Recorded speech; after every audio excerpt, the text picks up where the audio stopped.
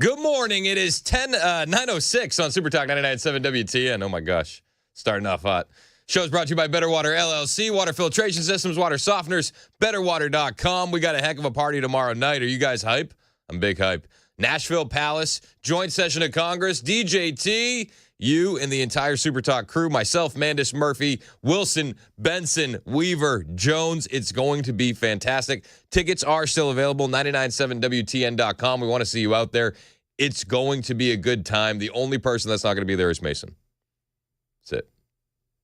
Yeah, you're working. So much fun. Yeah, working back at the I'll be here on the board, so you can hear me maybe on the air if I interrupt Murphy every once in a while. So we're excited, man. It's gonna be a great night tomorrow night. We want to see you there. So 997WTN.com for tickets. Make sure you grab them. They're going fast. There's only a few left. So 997WTN.com. Seriously, go get your tickets now. Reserve seats, buffet, drink tickets, and an entire evening with Super Talk 99.7 WTN. It's going to be fantastic, and it's not going to be a letdown. It's not going to be like the Epstein files and Pam Bondi. We'll deliver. I promise. We'll deliver. Binder included. I said it Friday. The biggest winner out of all of the Zelensky Trump stuff had to be Pam Bondi. Oh, absolutely. There's no bigger winner in all of the drama that went down in the White House on Friday than Pam Bondi. And you know what? She could have just went and hid. She could have just said, I'm busy, I'm working, I'm going to get to the bottom of this. But she didn't. She didn't do any of that. She actually went on Mark Levin over the weekend. Life, Liberty, and Levin for what I think can only be described as a softball interview. We didn't get any new information out of the interview. It was a bit of a letdown, much like the Epstein files in general. But, it started with some good questions. Mark said, hey, you were stonewalled, right? Like, this is what we were told. You got stonewalled. And Levin says to her, explain to us how it is that you were stonewalled. So I'm going through it, and I kept saying, there has to be more. There has to be more. I'm assured that's it. Cash asked the same questions. Assured there's no more. I found out, this week that a source told me New York, SDNY, they're sitting on thousands of pages of documents regarding Epstein. Thousands. And of course, you've seen the very strong letter. We will get everything. We will have it in our possession. We will redact it, of course, to protect grand jury information and confidential witnesses. But the American people have a right to know. And Donald Trump is the most transparent president in our nation's history. So not only will America get the full Epstein files, they will get JFK, they will get Martin Luther King. Well, that's fantastic. Is it fantastic? I mean, she says a lot without really saying anything. She doesn't explain how she was stonewalled. She doesn't explain how she was duped to think that the 200 pages that she had was the only pages that they had on Epstein. She doesn't explain anything. She reminds us about the strongly worded letter, but no actual information. And then you look over the weekend, and it's like the amount of stories that were written about the Epstein file binder blunder was like a goose egg. Essentially zero. The entire news cycle was dominated by Trump versus Zelensky. Rightfully so. We're going to talk about that as well. It was a wild outing that happened on Friday. But nothing else? Nothing else? Still seems odd to me. Still seems off. Levin said, hey, are they withholding information because of the powerful people that are on the list? Are they withholding information to protect these individuals? But I assume the Southern District of New York is or has been holding on to this information for a reason. That is, they don't like the names on the list. And, of course, we know New York is a hotbed of the Democrat Party, and that includes in legal circles. Do you think that's part of the issue here, that they're trying to protect a lot of names and individuals? Mark, I have not reviewed the information yet. And as a lawyer, as a prosecutor, I want to review everything before I make a firm conclusion. But I think it's very interesting that they withheld that from us. And I will find out who withheld it, and they will not be working for us anymore. So, I mean, I guess that's the biggest piece of news to come out of this interview with Mark Levin and Pam Bondi is that whoever's withholding information will not be working for the FBI anymore. I just wonder, why hasn't everyone in that office been already fired? Where's the accountability? It's the most transparent administration in history. We get it. You keep saying that. Yet we really learned nothing new from this interview. Nothing at all. And I don't want this story to be absolutely memory hold like so many other stories have been memory hold over the years. We were told that we were going to get this information, and, well, I think that we deserve this information. Now, she said, well, yeah, they could be protecting some powerful individuals. Mark Levin kind of, alluded to that, and you go, okay, well, what powerful individuals? Who? I mean, we all have some ideas, right? But Elon Musk was on a podcast with Joe Rogan. This was, I believe it was Friday, and he was talking about that Epstein list, probably a little bit more open than Pam Bondi was on the Mark Levin interview. Known Epstein clients who are obviously extremely powerful, powerful politically and very wealthy, are Bill Gates, Bill Clinton, and Reid Hoffman, and some others too, but those three. Bill Gates, Bill Clinton, Reid Hoffman. Reid Hoffman was a big Nikki Haley donor, LinkedIn guy. Bill Clinton, we don't need to explain. Bill Gates, we also don't need to explain. So, why was Reid Hoffman so intent on destroying Trump? It's a question. Do you think it's because they're worried about the list coming out? Yeah, one of the reasons. Yeah. Yeah, that's one of the reasons. Is it the main reason? I don't know. We don't know. We haven't seen any information. This to me is still one of the biggest stories happening right now, and we want this information out. Is it going to be released? When is it going to be released? It still seems like we're getting goose eggs and crickets from the administration, but we want the info, and we want it completely unredacted. So once all that's gathered, you're just going to put it out in the public with the obvious necessary redactions, including the people who were the victims and the phone numbers and so forth. But for the perpetrators, I assume that we'll see those names, yes? Well, certainly. There's nothing can be withheld on that. Of course, as you know, grand jury information, anything confidential will be withheld under the law. And we're going to do everything in our power to protect the victims so they're not further victimized also. I don't know. Maybe it's just me, but Pam Bondi sounded a lot more confident when she was on Jesse Waters' show the other night than she does on Mark Levin's show. She's stuttering. The body language seemed nervous during this interview and just very uncomfortable. And then they completely get off the topic. That was all they talked about when it came to Epstein. It was very, very quick, and then they were out of there. It just seems like this is a bad cover-up on what happened on Friday and Thursday with the binders. It just embarrassing. This is definitely still a stain on the administration. And you know what? Until we see any Epstein information, I'm going to have no realistic expectation that we'll ever see it. Ever, period. Two sides of the same coin, uniparty, birds of a feather. Everybody's protecting everybody. I don't think we're ever going to get this information. I just don't. I've given up all hope. I was wondering if we would have any developments over the weekend, if we'd have any huge exposés, any big information leak out. We got nothing. The weekend was dominated by Zelensky and Trump. And again, I understand why. I do. That was wild. I mean, we caught the tail end of it Friday live on my show, and it was just like, whoa. I mean, unbelievable. And I don't know about you, and I'm sure a lot of people did this because it was absolutely one of the most entertaining things I've ever seen. And maybe it's entertaining by design, but I went back and watched the entire 50 minutes of that press conference, the little meeting with Zelensky, and a couple observations. Zelensky looks like an absolute cokehead. I'm just going to say it. He does. There's been rumors of him being a cocaine addict out there for years, but you see him just rubbing his nose and fidgeting in his seat, just an absolute madman. Zelensky was just rude and condescending from the very jump of this press conference. He's getting frustrated with reporters when he's not being asked questions. He's rolling his eyes. He's like a petulant child in his seat, just just the huffs. You ever get mad at one of your kids and like you know that they're mad, but you're just kind of like choosing to ignore them, but you hear from the back seat the it's like, yeah, I understand. I understand you're upset. I'm just not acknowledging it. That seemed to be what Donald Trump was doing with Zelensky the majority of this press conference in the White House. And Zelensky just couldn't keep his mouth closed.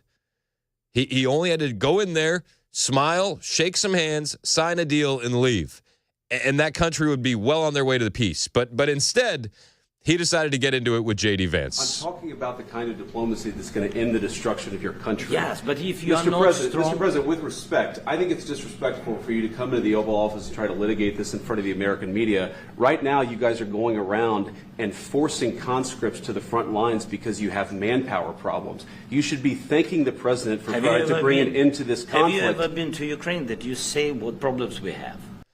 Now, if you missed what JD said, he said, you know, you're having problems getting people to the front lines. You're running around your country and grabbing conscripts. And I don't know if you've noticed on social media all weekend, those videos have been just overly prevalent of Ukrainian soldiers grabbing men off the streets, throwing them into vans, and then bringing them to the front lines. I watched one of those where the mom was watching as her son was being kidnapped off the street. So it's heartbreaking.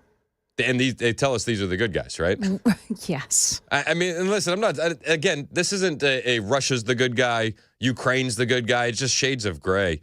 But this guy to come in, knowing the manpower issues that they're having, knowing that peace is on the absolute horizon, and to do this, it's mind-blowing. I have been to. Come once. I've actually watched and seen the stories, and I know what happens is you bring them on a propaganda tour, Mr. President.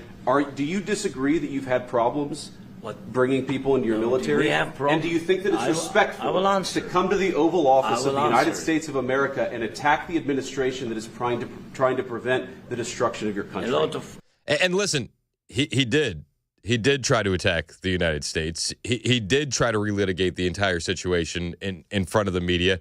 I mean, at one point during this press conference, and it's not making the rounds in the major clips that are out there, but Zelensky's like pulling out pictures of war prisoners and be like, Mr. President, you have to look at this. This is so bad. This is so bad.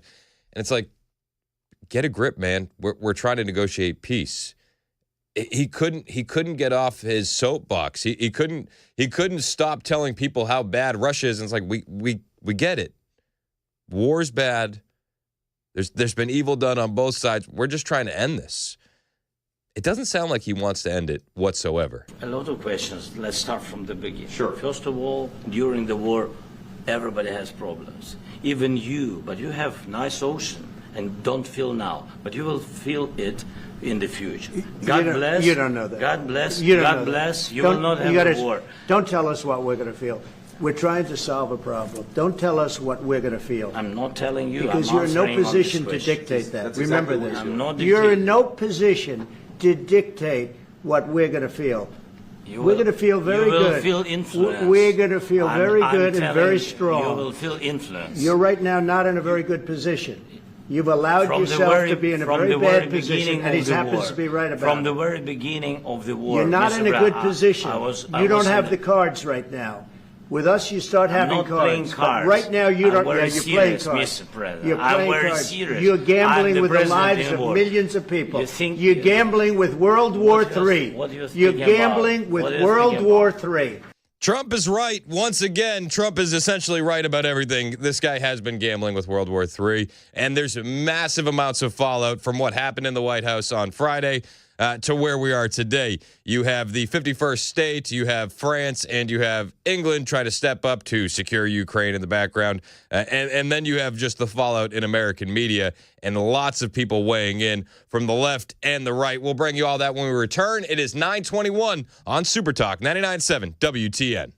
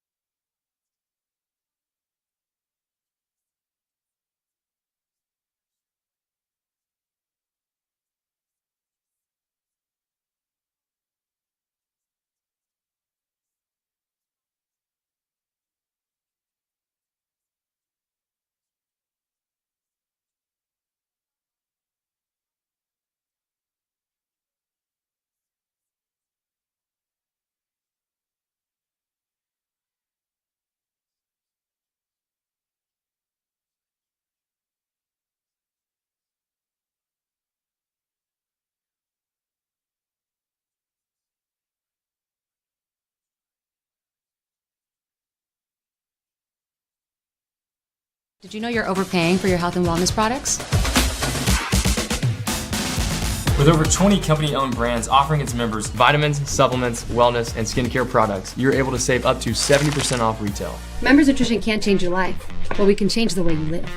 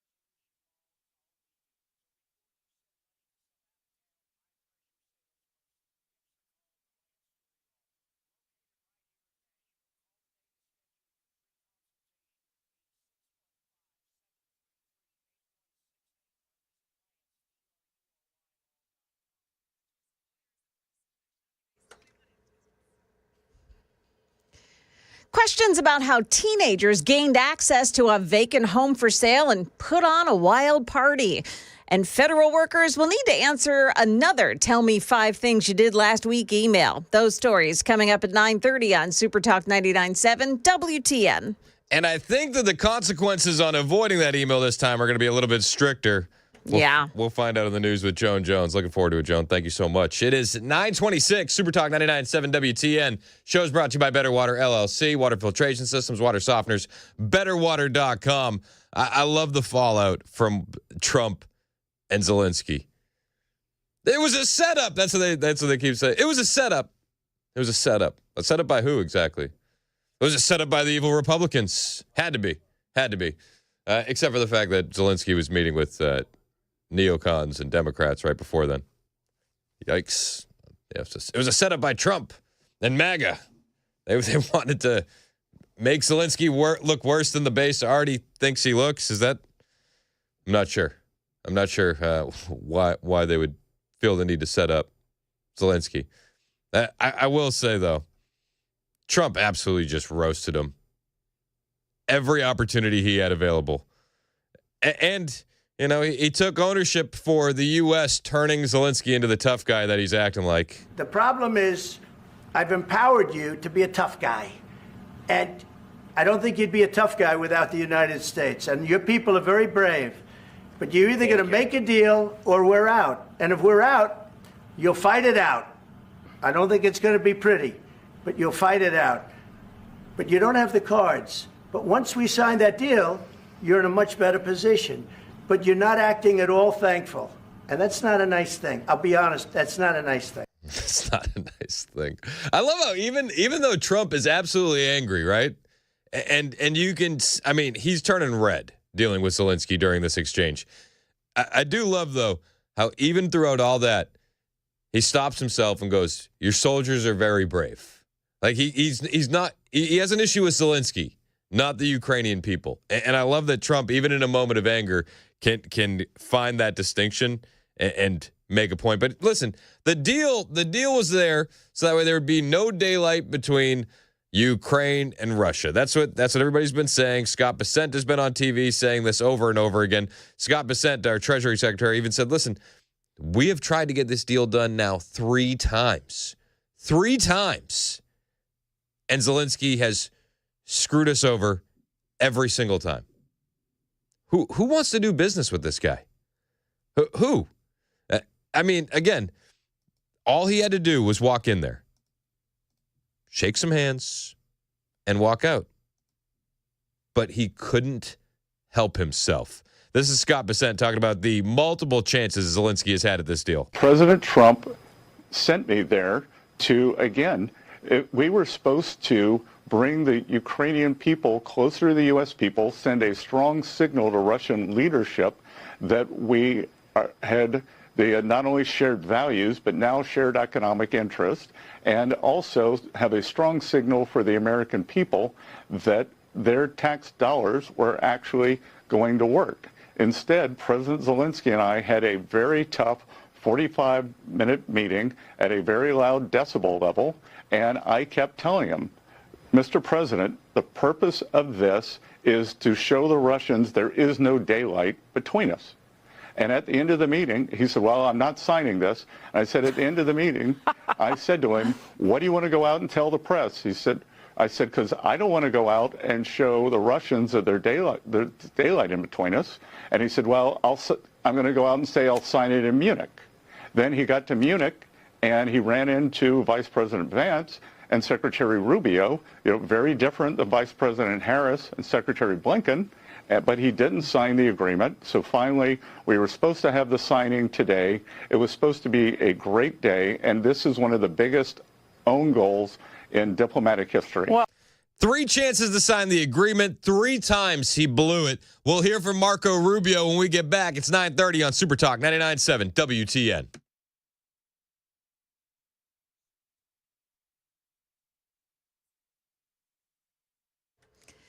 Good morning. It's 9:30. I'm Joan Jones with your top stories. An East Nashville man who sunk his life savings into building a couple of homes to sell for a profit has been devastated after learning that somebody gained access to one of the homes and held a huge party inside, causing $100,000 worth of damage. It's heartbreaking. I'm not some big developer. I'm just a guy, and I've got my whole life savings into these houses. So you roll up and see everybody destroying that, you feel helpless. It's an immediate sense of helplessness. And when you call 911 and they say they can't get anybody out there immediately, it's just, you feel very helpless. That's Kyle Grasser speaking to Channel 4. He says somebody gained access to the lockbox code for the house, which was for sale, and spread word about a party on social media.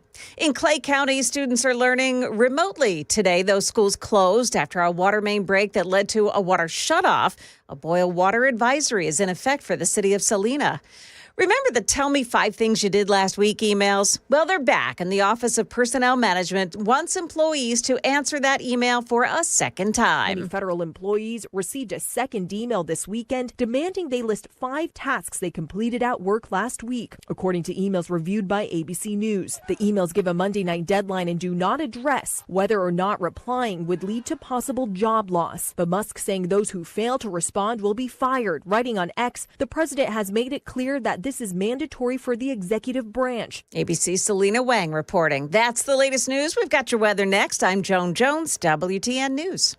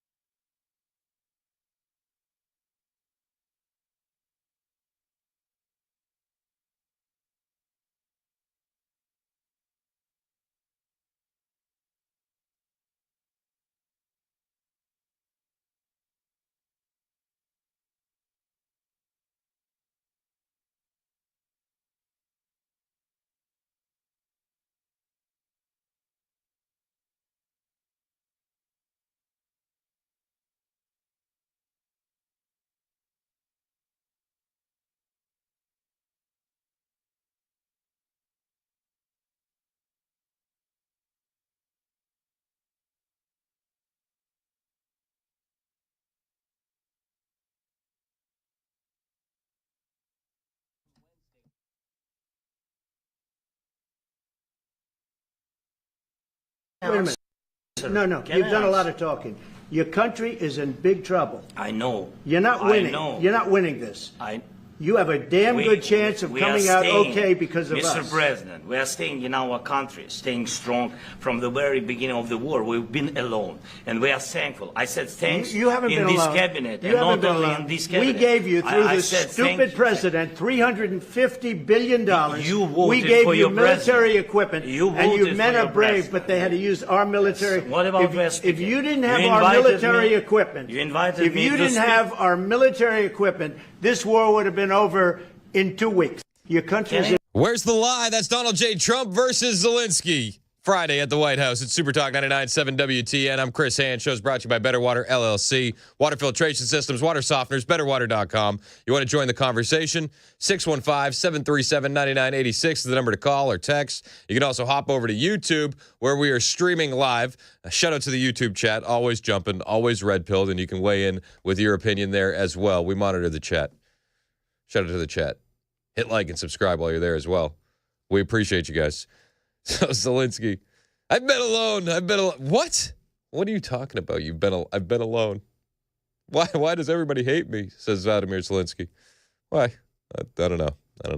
And then you get a lot of hand wringing after the left. Oh, Trump owes Zelensky an apology for what? For what? There's actually members of Ukrainian parliament thinking about impeaching Zelensky. You have people in their government want him to give an apology. And then you know it's bad. I mean, you know it's bad when Lindsey Graham comes out immediately following that confrontation between Trump and Zelensky and says Zelensky needs to apologize. Lindsey Graham, neocon, war hawk, old school, never met a country he didn't want to bomb. Lindsey Graham said Zelensky needs to apologize. So, what do I think? Complete, utter disaster. I've been to Ukraine 8 or 9 times since the war started. I understand the consequences of Putin's actions against Ukraine. I appreciate what the Ukrainian people have done. They fought like tigers. At the end of the day, I was hoping that this minerals deal, which would be transformative in the relationship, would go over well. I talked to Zelensky this morning. Don't take the bait. President Trump was in a very good mood last night. Somebody asked me, am I embarrassed about Trump? I have never been more proud of the president. I was very proud of J.D. Vance, standing up for our country. We want to be helpful. What I saw in the Oval Office was disrespectful, and I don't know if we can ever do business with Zelensky again. I think most Americans saw a guy that they would not want to go in business with. Yep. The way he handled the meeting, the way he confronted the president was just over the top. So I think the relationship between Ukraine and America is important, vitally important. But can Zelensky do a deal with the United States? After what I saw, I don't know. He goes on to say, listen, he either needs to resign and send somebody over that we can do business with, or he needs to change. It's bad when you lose Lindsey Graham. It's real bad. Again, this is Lindsey Graham talking about Zelensky just 2 weeks ago. Just 2 weeks ago, Lindsey Graham was just absolutely gushing over Zelensky. It would make you blush. It would make a grown man blush, the kind of praise that Lindsey Graham was throwing on Zelensky just 2 weeks ago. I want to tell you and your people, you're the ally I've been hoping for all my life. Not one American has died defending Ukraine. You've taken our weapons and you've kicked their ass. And I'm very proud to have you as our ally. Again, that was 2 weeks ago. A lot has changed in 2 weeks, hasn't it? Bill in Nashville wants to talk about Zelensky. What's up, Bill? Hey, how's it going today? Good, man. How are you? Pretty good. I just, honestly, this whole rare earth mineral deal, I think, is just the newest creative phrasing to try to keep the public sold on dumping tens, if not hundreds of billions of dollars in the next decade or so into the great laundromat known as Ukraine. I think it's just phrasing to keep the public engaged. I'm so disappointed right now with Pam Bondi, with the way things have gone after this administration started out so incredibly strong. Also, I want to say I thought the way the president and Vance reacted in that interview was childish. I think that they should have been more presidential. A lot of that scolding that done with Zelensky should have been done behind closed doors. It was just I didn't think it was handled well. But don't you think Zelensky, instead of trying to relitigate it in front of the American media, should have done all of that behind closed doors instead of pulling out pictures, surprising Donald Trump with pictures of hostages in front of the American media instead of huffing and puffing like a little child. Don't you think he should have done a lot of that behind closed doors? It seemed to me like the situation was brought to the feet of Trump and Vance, who then reacted, as opposed to Vance and Trump being in the wrong here. I wouldn't say that they were in the wrong. No, I agree. The fault lay at the feet of Zelensky, absolutely. But I think they should have called the meeting on, and Trump should have said, we will not have this disrespect in this office. This meeting is over. Thank you for coming. Something like that, and taking it behind closed doors. But no, the fault lay at Zelensky's. Now, his attitude going into that was a lot due to the people he met with beforehand. At least I believe that. And a lot of that, I think, fault lays with Lindsey Graham. I think I would give anything if someone would put him back on a bus to South Carolina and don't give him directions back to D.C. Anyway, that's all I got to say. Thanks, man. Nah, I hear you. And it wasn't just Lindsey Graham. Lindsey Graham did meet with him before, but there were Democrats in the room as well. One of them was Senator Chris Murphy. Senator Graham said that he was trying to help Zelensky before he went to the Oval Office, coaching him what to say, what not to say. Were you part of those conversations? Well, I can't speak to every conversation that Senator Graham had, but yes, I met with President Zelensky that morning, and President Zelensky was ready to sign that minerals agreement, no matter how insufficient it was. So Zelensky was ready to sign the minerals agreement.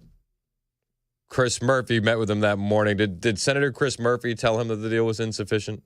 Was that what they were going with? But had an obligation to have a conversation with the President of the United States about the disaster that would be wrought for Ukraine if they signed an agreement that didn't have Zelensky at the table and trusted Vladimir Putin.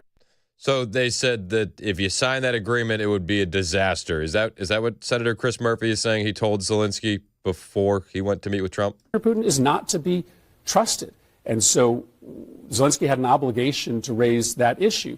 And Vance seized on that moment to start a litany of Russia-baked talking points about how weak the Ukrainian army was, about how corrupt the nation is.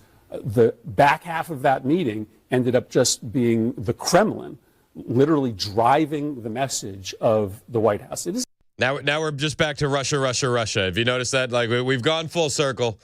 It's 2017 again, and it's now Russia, Russia, Russia. Donald Trump is just using the talking points of the Kremlin. Okay. It's a sad day in America when we are getting closer and closer to Russia, a brutal dictatorship, and we are getting further and further away from democratic allies. Nobody in America wants that. People in America want that war to end, but they don't want it to end by handing the entirety of Ukraine to Russia and elevating the power of a dictator in the Kremlin. Okay, I mean, but we're just elevating the power of a dictator in Ukraine, right? Otherwise, again, nobody's saying that Russia's not bad. It's just that Ukraine is woefully corrupt and their leader obviously unhinged. Elections need to happen. We need new leadership in Ukraine. We shouldn't continue down this path of status quo that is going to slow walk us into World War III. Carolyn in the borough, you're next on Super Talk. What's up, Carolyn? This really upsets me because that so many people are supporting going into World War III with Ukraine. They must not know anybody who is in the military, but my son and my son-in-law are both in the military, and it's really aggravating listening to all these people. Obviously, Zelensky, he wants into NATO. That is clearly what he's saying in the meetings. And I have never been more supportive of Trump and Vance than in that White House meeting, that they let the public see what's going on. They let everybody see Zelensky's true colors, that he wants into NATO and he wants our troops on the ground fighting against Russia. And they have 16-year-old boys fighting their war. Why don't people wake up and understand this stuff? He doesn't care about his people. He is culling his people off. These people need to wake up and realize what is going on. They're trying to push us into World War III. And I do not want my 20-year-old kid dead because these people are in a power grab for the world. Yeah. Like, all these people, nobody's heard of Agenda 2030. All these people talk about Project 2025. But why aren't people talking about Agenda 2030? Trump should be talking about it, too. They should all be talking about it. The one world order, and, people act like it's some huge conspiracy theory, but you can clearly see that they're all working together to try to get to one world order. And I don't want it, and neither do, obviously, the majority of the American people. Yep. Because we voted for Trump. And I'm with you. I don't need one world order or one world government. But there was one thing that you said that I wanted to hang on to, is that Trump and Vance exposed Zelensky and who he is to the American people. You hear Chris Murphy being like, "Oh, it shouldn't have happened," and this is a bad look for America. It's like, but this happened twice in private. If you listen to what Treasury Secretary Scott Bessent said. This happened twice in private, and then they have a third meeting today. This is going to be the Friday. Third time they're going to sign that rare earth mineral deal, which is going to give us at least a bit of an ROI on our investment in Ukraine. And for the third time, he just acts like a petulant child. The third time. So, yes, it did need to be exposed to the American public. I agree with that. Trump in the Terry in the borough. You're next on Super Talk. What's up, Terry? Thank you so much. Your last caller was spot on. My problem is the American people. I'm sorry. They are a bunch of limp-wrist, little crybabies. I cannot understand the mentality of these people. 4 months. This man's been in office, and he's done more in 4 months for the American people than the last walking skeleton did in the last 4 years. I mean, listen, cut that time in half. I mean, it's been 4 months since the election was won, but he's only been in office for what is it, a month and change now?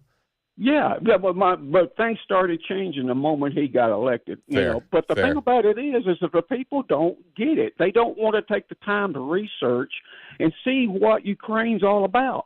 They don't want to hear it. They just want to get their feed from the Democrats and run with it. They're so scared of hurting somebody's feelings, and I'm sick and tired of it. Yeah, I'm with you. I'm with you, Terry. I appreciate the call. And those people that are stuck in their echo chambers, they're getting information like this from Democrat strategists like James Carville. What you saw is madness, and I don't mean madness like I'm mad at you, you mad at me, you didn't say this. I'm talking about madness like King George III kind of madness. Oh yeah. Trump is acting like a king. Are you ready? You ready for this? This is just the tip of the iceberg from James Carville, former Clinton strategist. Wait, it gets a lot worse. And it could be a combination of being a fat fucking slob, which of course he is. It could be that he's can't sleep at night because his beached whale body can't allow the circulation it needs. I don't know. I'm not a sleep specialist or a medical doctor. Oh, okay. Trump isn't getting enough sleep because of his fat whale body. James Carville, he's not a sleep specialist, so take it with a grain of salt. But I think we should revisit the possibility of a syphilis diagnosis. Oh, here we go. This is the unhinged leftist lunatics. Trump owns Zelensky in the White House. Trump doesn't want World War III, and do you know what it must be? Do you have any idea what it must be? According to James Carville, former Clinton strategist, the only reasonable explanation for what we saw with Trump and Zelensky in the White House on Friday is the possibility of a syphilis diagnosis. Syphilis. Okay. This is not the first time that I've heard the syphilis diagnosis conspiracy.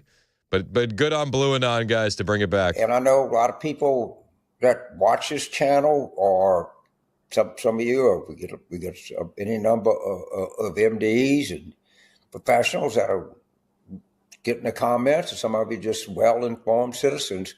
But I don't think we can discount the fact that what we saw was mad. I'm not going to concede that I'm just asking questions.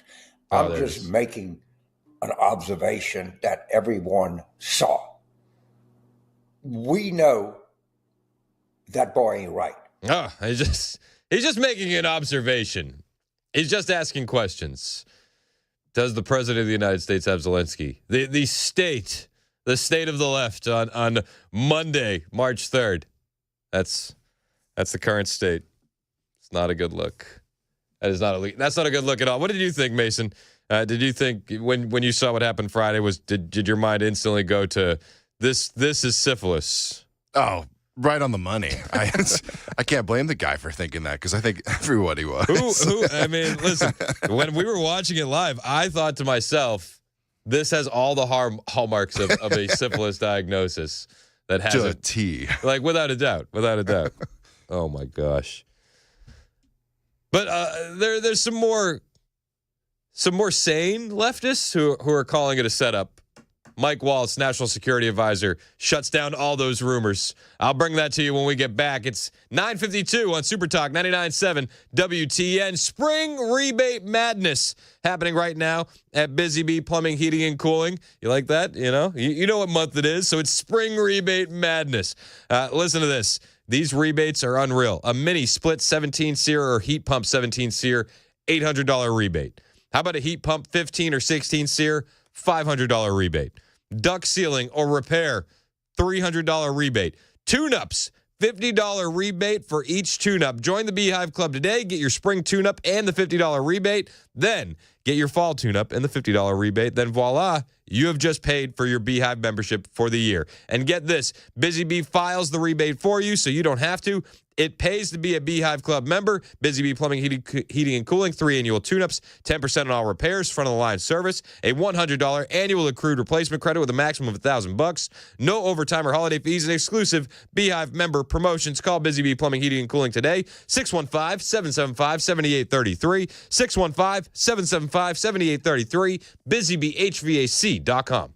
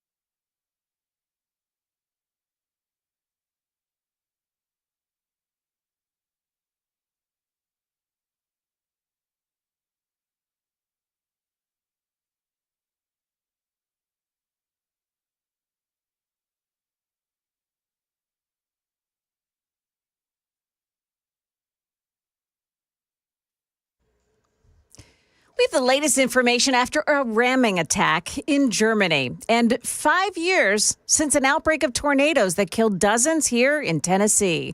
Those stories coming up at 10 o'clock on Super Talk 99.7 WTN. Thank you, Joan Jones. 9:58 on Super Talk 99.7 WTN. I'm Chris Hand. So Tuesday night, Nashville Palace, we are going to be watching a joint session of Congress with DJT. Myself, Mandis, Murphy, Benson, Wilson, Weaver, Jones. The whole Super Talk squad is rolling out. There's some people that are going to be skipping it, though. Senator Chris Murphy, Democrat, says he's going to skip. He's going to skip it. That's okay. We don't want him anyway. He's going to skip it. You have been trying to lead your party, lead your colleagues in being aggressive and pushing back, as we've heard a lot this morning, against Donald Trump. You're skipping his joint address to Congress on Tuesday. You believe other Democrats, House and Senate Democrats, should do the same, and why? Oh, I think every Democrat needs to make up their own mind. I think that State of the Union speech is going to be a farce. I think it's going to be a MAGA pep rally. It's a farce. It's a MAGA pep rally. Donald Trump on True Social saying, tomorrow night will be big. I will tell it like it is. Sign me up. It's not just the national politicians that are skipping out.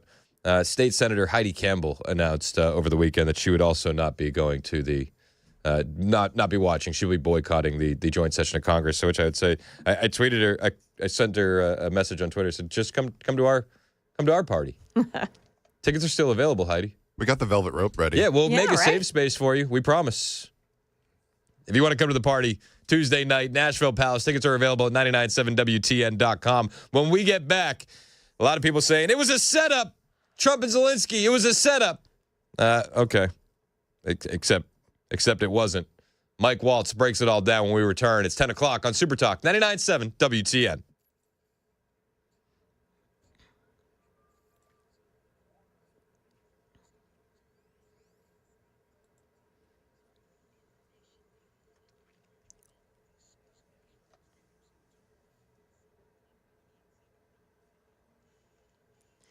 Ten o'clock now. I'm Joan Jones with your top stories. Got to watch yourself on 65 northbound side at the off-ramp to Trinity Lane, exit 87.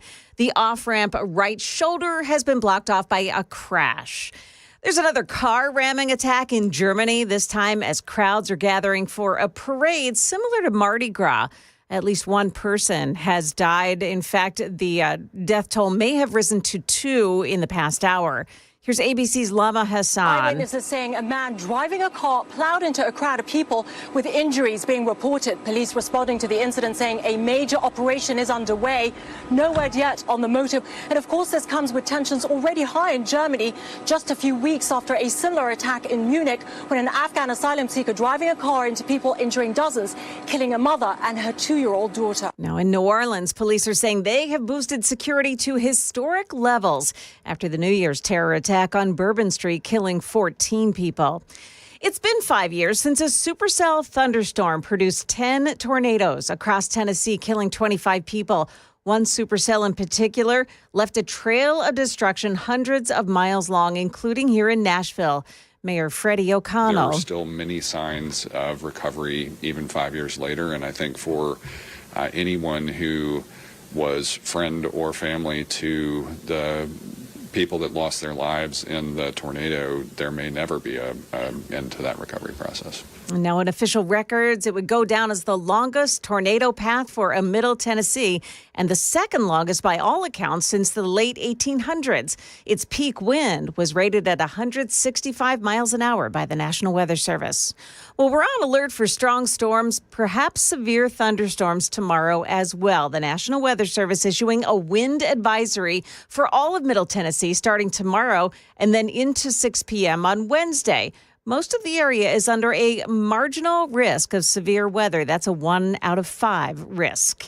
Stepped up safety patrols for WeGo buses now after a new $6 million boost to transit funding. That's good news for this rider who talked to Channel 4. Security and just try to be more safe when you ride the bus because, anything can happen. Because a lot of people ride the bus, homeless people ride the bus. They may have a gun. They may get mad and may start shooting up everything. So it's all about safety.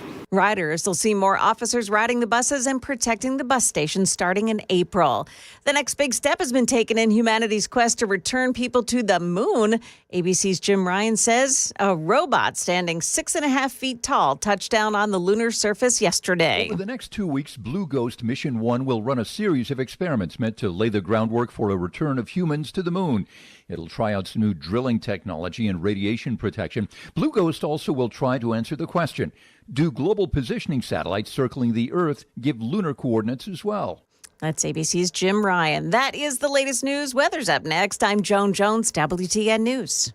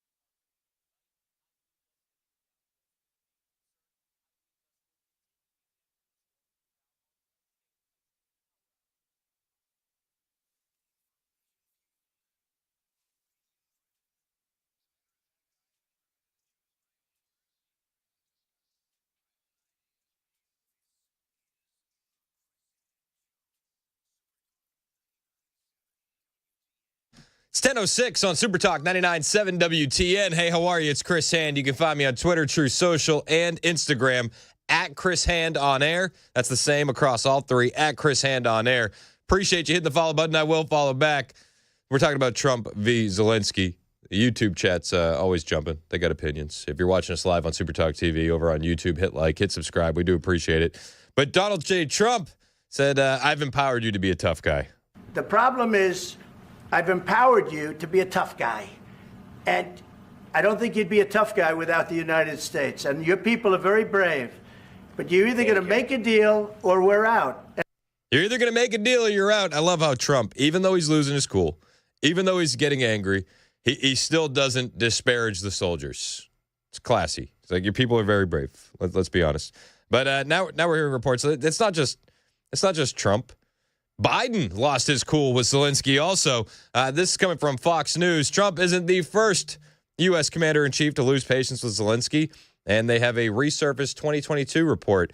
Months after the war broke out between Russia and Ukraine, then President Joe Biden had a fiery private phone call with Ukraine President Vladimir Zelensky, which allegedly included Biden losing his temper, which, I don't know, that could mean a number of things. He could have been like, who the hell is this and why do you keep calling me? You know, I don't know. It is Biden. So take it with a grain of salt. Who keeps calling my phone? I was more thinking he was wandering around. Hey, anybody see my temper? So he said Biden had barely finished telling Zelensky that he just greenlighted another $1 billion in U.S. military assistance for Ukraine when Zelensky started listing all the additional help that he needed and wasn't getting. Oh, my gosh. Here's $1 billion. Yeah, but we need probably about $4 billion more. Okay.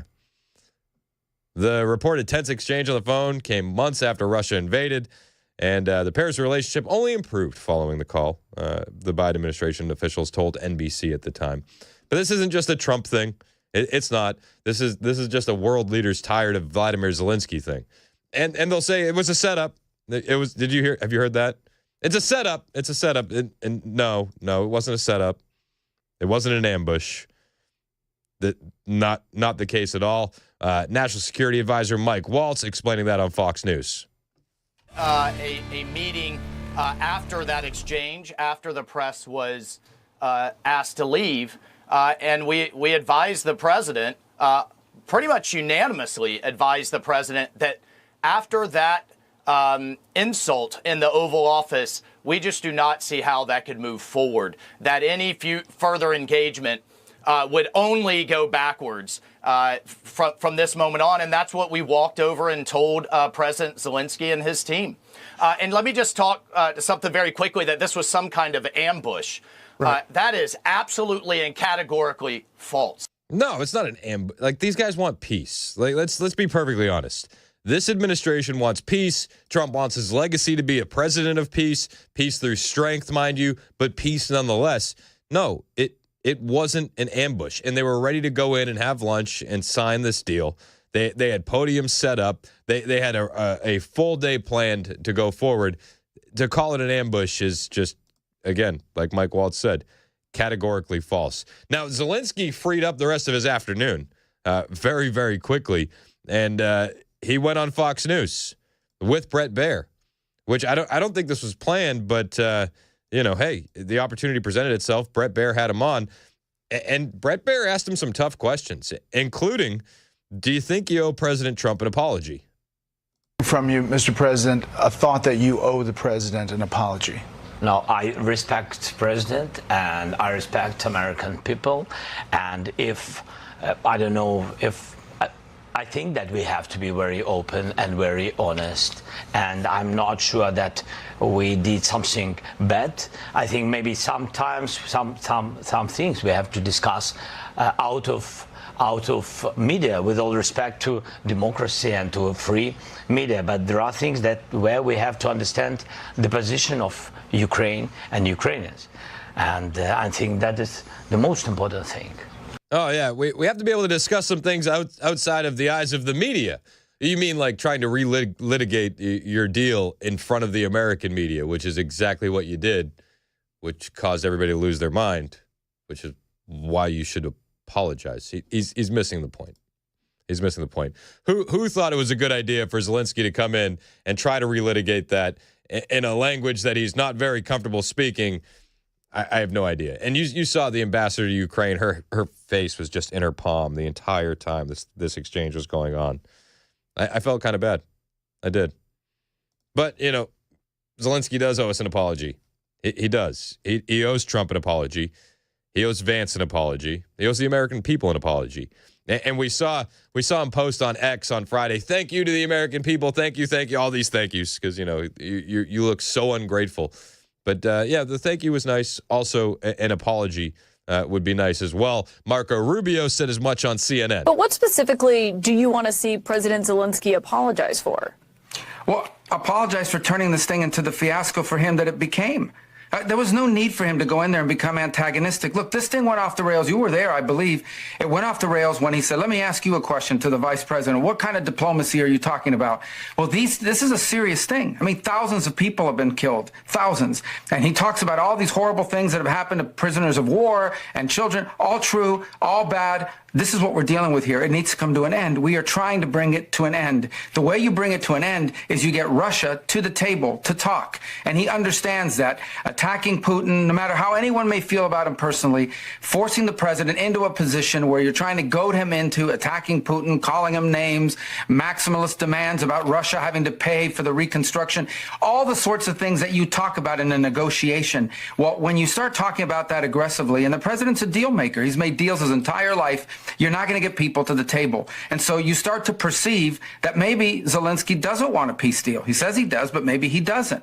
And that active, open undermining of efforts to bring about peace is deeply frustrating for everyone who's been involved in communications with them leading up to today. And I think we should apologize for wasting our time for a meeting that was going to end the way it did. Yeah, 100%. And again, I think it's important to note one more time, this is the third time that Zelensky has screwed up signing that Earth Minerals deal. The third time. Bessent had tried to sign it with him once. Then him and Vance tried to sign it in Munich. And then this time they were going to sign it. This would have been the third attempted signing. And Zelensky tried to relitigate everything in front of the cameras. Yes, Zelensky owes America an apology. Zelensky owes Donald Trump an apology. And you can save the hand-wringing over at CNN. Nobody takes him serious. At CNN, they had Alexander Vindman on over the weekend. From the Perfectly Fine phone call fame, Alexander Vindman. And Alexander Vindman actually said, no, it's quite the opposite.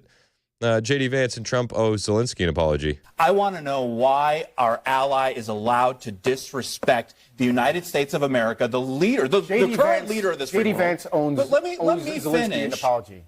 President Trump owes Zelensky an apology for the way he was treated. For what? I demand it. What? I demand that they give. You demand. Okay, UN resolution number 2. If you're going to go ahead and say preposterous things like Zelensky owes an apology for being attacked, I'm going to go ahead and say something outrageous. Actually, I'm going to go. If the price of you say that Ukraine wants peace, I think J.D. Vance should resign. How about that? We're just going to go throw crazy stuff into the air. You say Ukraine wants peace. Yeah. If Zelensky wanted peace, then he would have kept his mouth shut. Facts. If you truly wanted that peace, it was in eyesight. You could have reached out and grabbed it. He doesn't want peace. It's clear he doesn't want peace. Brian in Whites Creek wants to talk about the ambush that wasn't. What's up, Brian? Man, if he can't handle an ambush like that, then what is he doing running the country that he's running? Facts. I mean, it's ridiculous. I'd never heard what Marco Rubio said until you just played it. But he hit the nail on the head, of course. Who do you think you are coming in here, talking to somebody that feeds you and tries to help you? And what the best thing that he can do is acquiesce to everything that Trump tries to do for them. Yep. He wants the killing to stop. These are human beings at the end of the day. And what bothers me about it is it could be a bigger Vietnam. I mean, my two brothers-in-law, one carries a bullet to this day because of Vietnam, which was such a shame. I'm embarrassed for that time of our country. And then you got people like Biden, the whore he is, that sells this country out, and he ought to be in jail. They ought to put him in handcuffs today. Yeah, we'll find out. He didn't pardon himself. So, I mean, if you have faith in the Attorney General, maybe we'll get something down the line. I doubt it. Amen. Amen. But hey, we'll find out. I appreciate the call, Brian. Yeah, no, Zelensky owes an apology.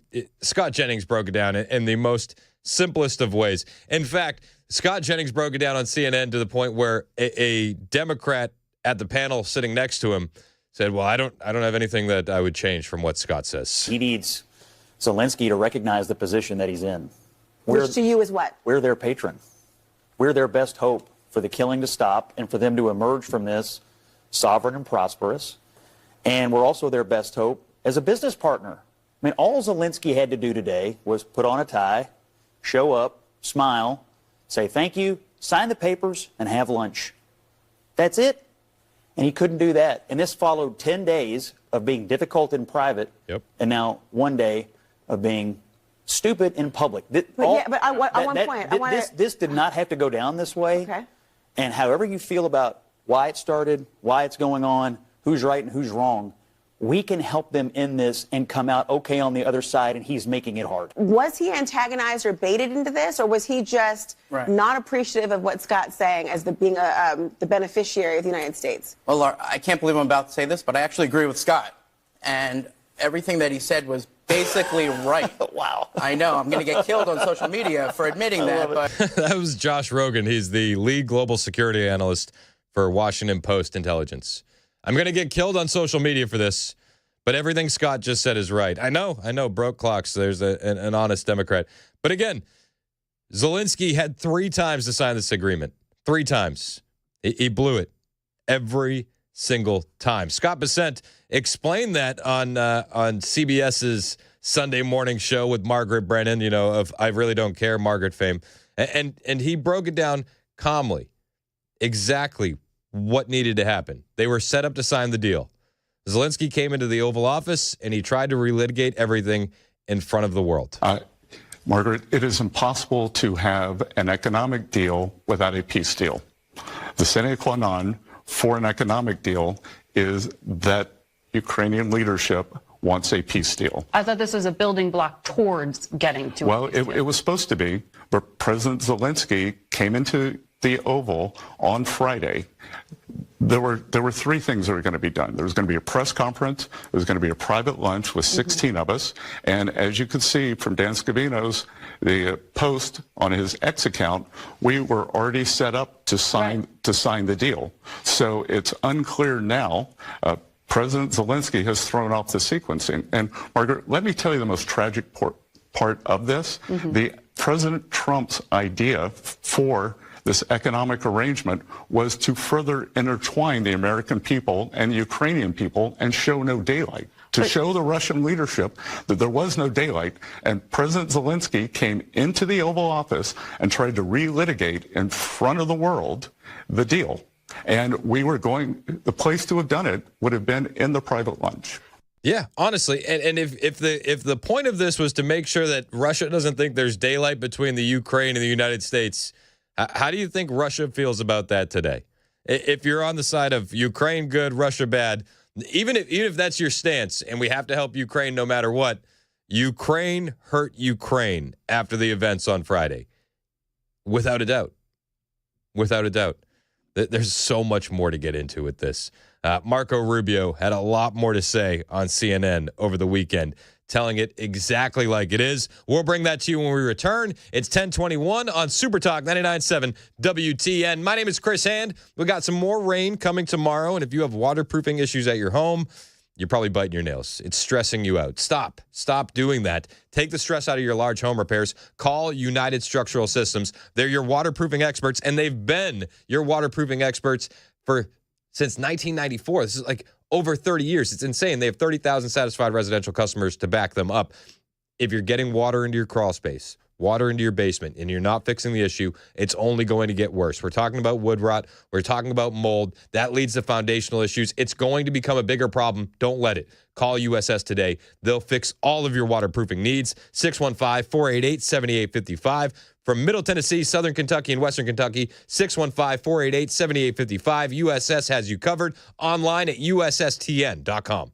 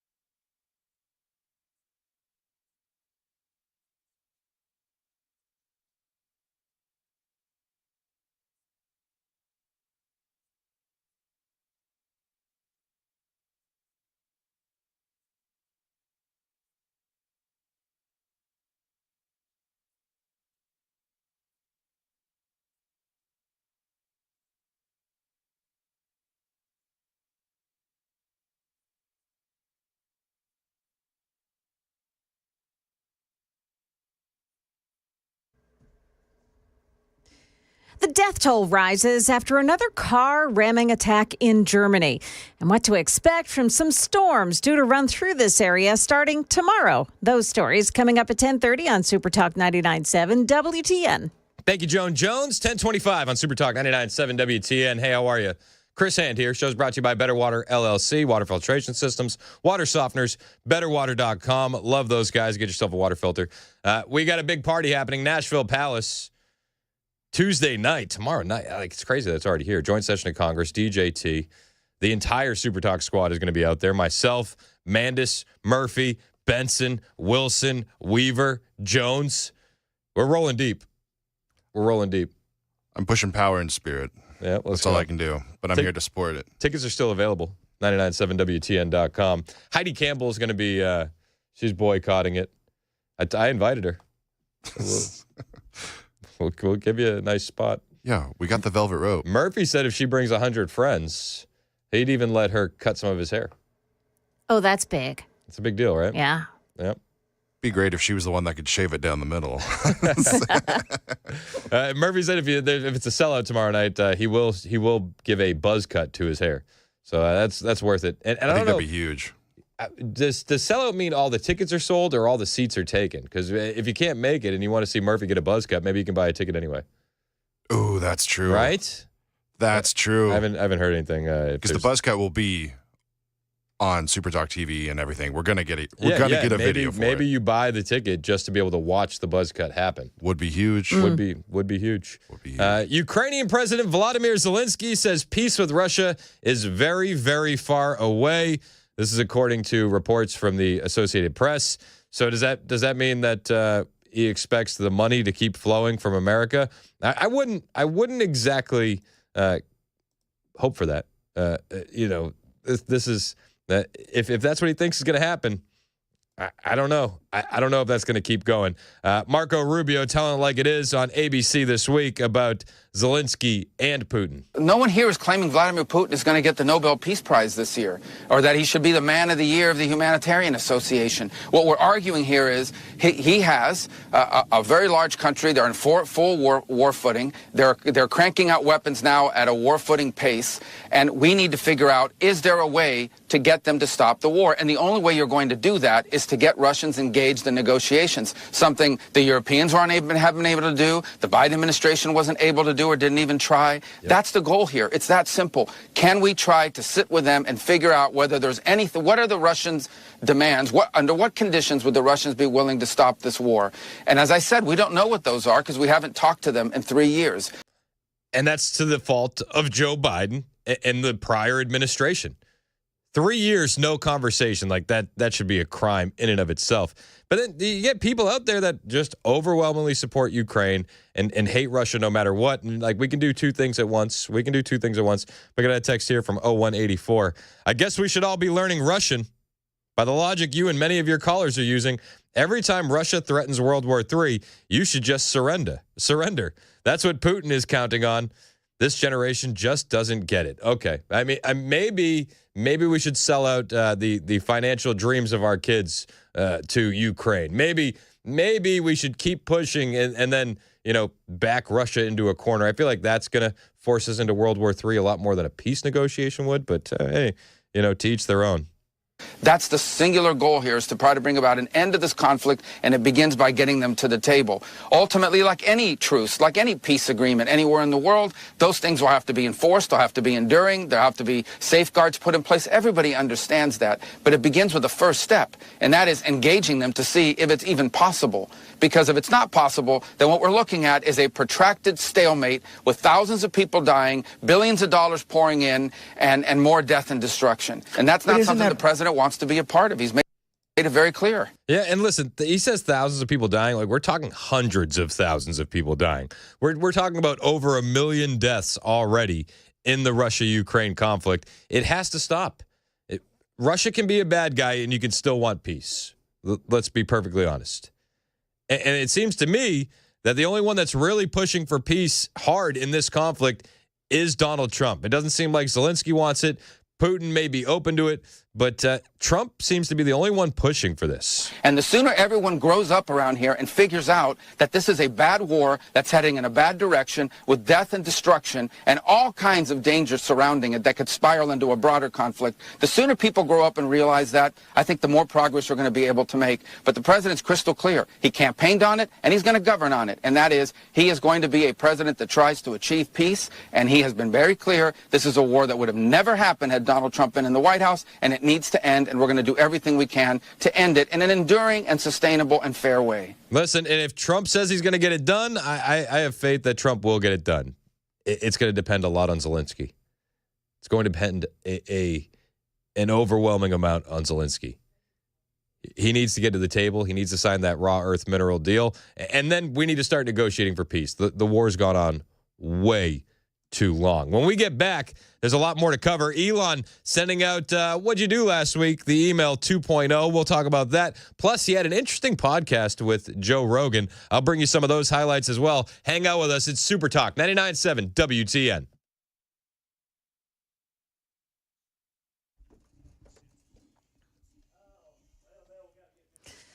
Good morning, 1030. I'm Joan Jones with your top stories. Another car ramming attack in Germany. And now the death toll has risen. 2 people are dead in Mannheim, many others injured. Here's the BBC's Danny Abraham. It's carnival time in Germany, and today is called Rose Monday, so it's an important carnival day. There is a carnival market in Mannheim that's taking place, and it appears from preliminary reports at least that this may have been the focus of the incident. The driver was arrested there. Now, Mardi Gras is set to begin tomorrow in New Orleans, the site of a ramming attack on New Year's Day. Meantime, an illegal alien speeding through South Nashville on Saturday was arrested after a high-speed chase. 27-year-old Frank Reyes Borreo was seen driving over 100 miles an hour at times along Nolensville Pike and Old Hickory Boulevard. Eventually, police blocked him in and took him into custody. Police say he had no driver's license and had a 9mm gun in the car. It's not clear if he's now set to be deported. A teacher in Giles County was arrested over the weekend, charged with inappropriate contact with a minor. Police, acting on a tip, arrested agriculture teacher Stephen Hughes and booked him into jail. He was fired following that arrest. There is a wind advisory for the Nashville area starting tomorrow and stretching through Wednesday, so a reminder to secure your patio furniture and trash cans. Channel 4's Stefano DiPietro tells us there's going to be strong thunderstorms, too, but it's not likely to turn severe. It's a low-end threat, 1 out of 5 on that scale, along and south and west of the I-24 corridor. Areas north and east of Nashville, not necessarily under that severe threat, but doesn't mean we can't at least have some loud thunderstorms wake us up with some nice downpours. Now, keep it here on 99.7 WTN. We will keep you updated on those storms. That's the latest news. We've got your weather up next. I'm Joan Jones, WTN News. Thank you, Joan. 1032 on Super Talk 99.7 WTN. Chris Hand here from my friends at the Glock store. We are so lucky that these guys are in Nashville. One of the reasons that Glocks are the most popular handguns in America is the wide availability of custom and performance parts. And I mean, I'm talking about everything. Competition triggers, night sights, extended controls, magwells, red dot optics to, well, there's too many. There's just too many kinds of upgrades to mention. But rest assured, if it's for a Glock, you can bet the Glock store has it. Now, here's why we're so lucky to have the Glock store retail showroom right here in Nashville. If the Glock store is open for business, there's always a certified gunsmith on duty, always. And whatever parts you purchase to customize or enhance your Glock, they'll be installed for you at the Glock store for free while you wait. Now, I bet a lot of you will say, well, what did you say? Well, I'll repeat it. You buy the parts, and the Glock store installs them for free while you wait. There's a lot of reasons like the Glock store. Free parts installation is just one of them. I know you'll find a lot to like about the Glock store. It's minutes from the airport, worth the drive from anywhere. Tell them that Chris Hand told you to say hello. Glock store, glockstore.com, shoot270.com.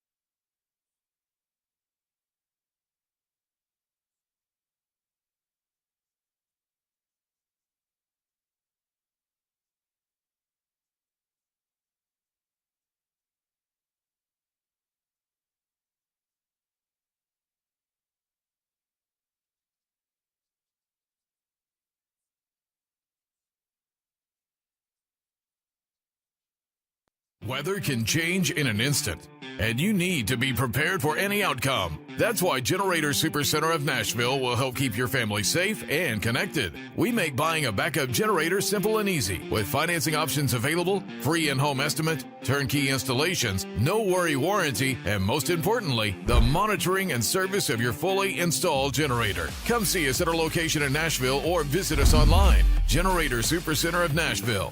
We serve all Middle Tennessee.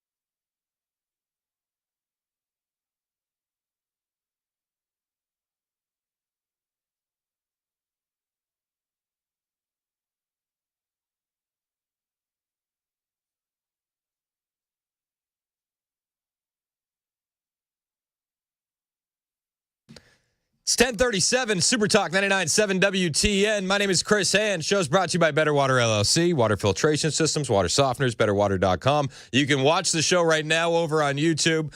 We got a gang of people in the YouTube chat, most red-pilled radio chat on YouTube, period, easily. Go ahead, head over there, hit like, hit subscribe. We appreciate when you do so. And then join us Tuesday night. You know, Senator Chris Murphy said he's not going to be watching the joint session of Congress. It's going to be a mega pep rally. I said, actually, yeah, I'm here for that. Donald Trump says he's going to tell it like it is. We want to watch it all with you. Nashville Palace. The whole squad's going to be out there. Murphy's doing his entire show out there live, starting at 3 o'clock. Then myself, Mandis, Benson, Wilson, Weaver, Jones, the whole squad's showing up. And we want you there too. 997WTN.com for tickets. There's not that many left. So if you're on the fence, grab your tickets, 997WTN.com. Trump said he's going to tell it like it is. I can't wait to hear about Doge. I'm excited for that. Elon sending out email 2.0. Did you see email 2.0 is going out? No, I didn't. Tell me what you did last week. It's going to be a lot harder for the NSA employees who had their sex chats shut down because they won't have that to rely on. Well, we talked about kink and the euphoria when one pees, but now they have to do it all around the water cooler. It's just awkward. It's awkward. It's very awkward now. But no, I think Doge is one of the biggest success stories of the Trump administration so far. And that second email being sent is absolutely massive. What did you do last week?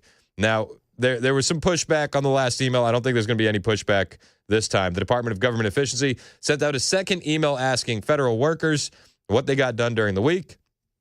And a response is due by midnight tonight, as well as every Monday after that each week. According to Fox News, the email was sent by the Office of Personnel Management, the OPM, to federal employees with the subject line, "What did you do last week? Part 2," in reference to the first email asking for 5 bullet points from each federal worker.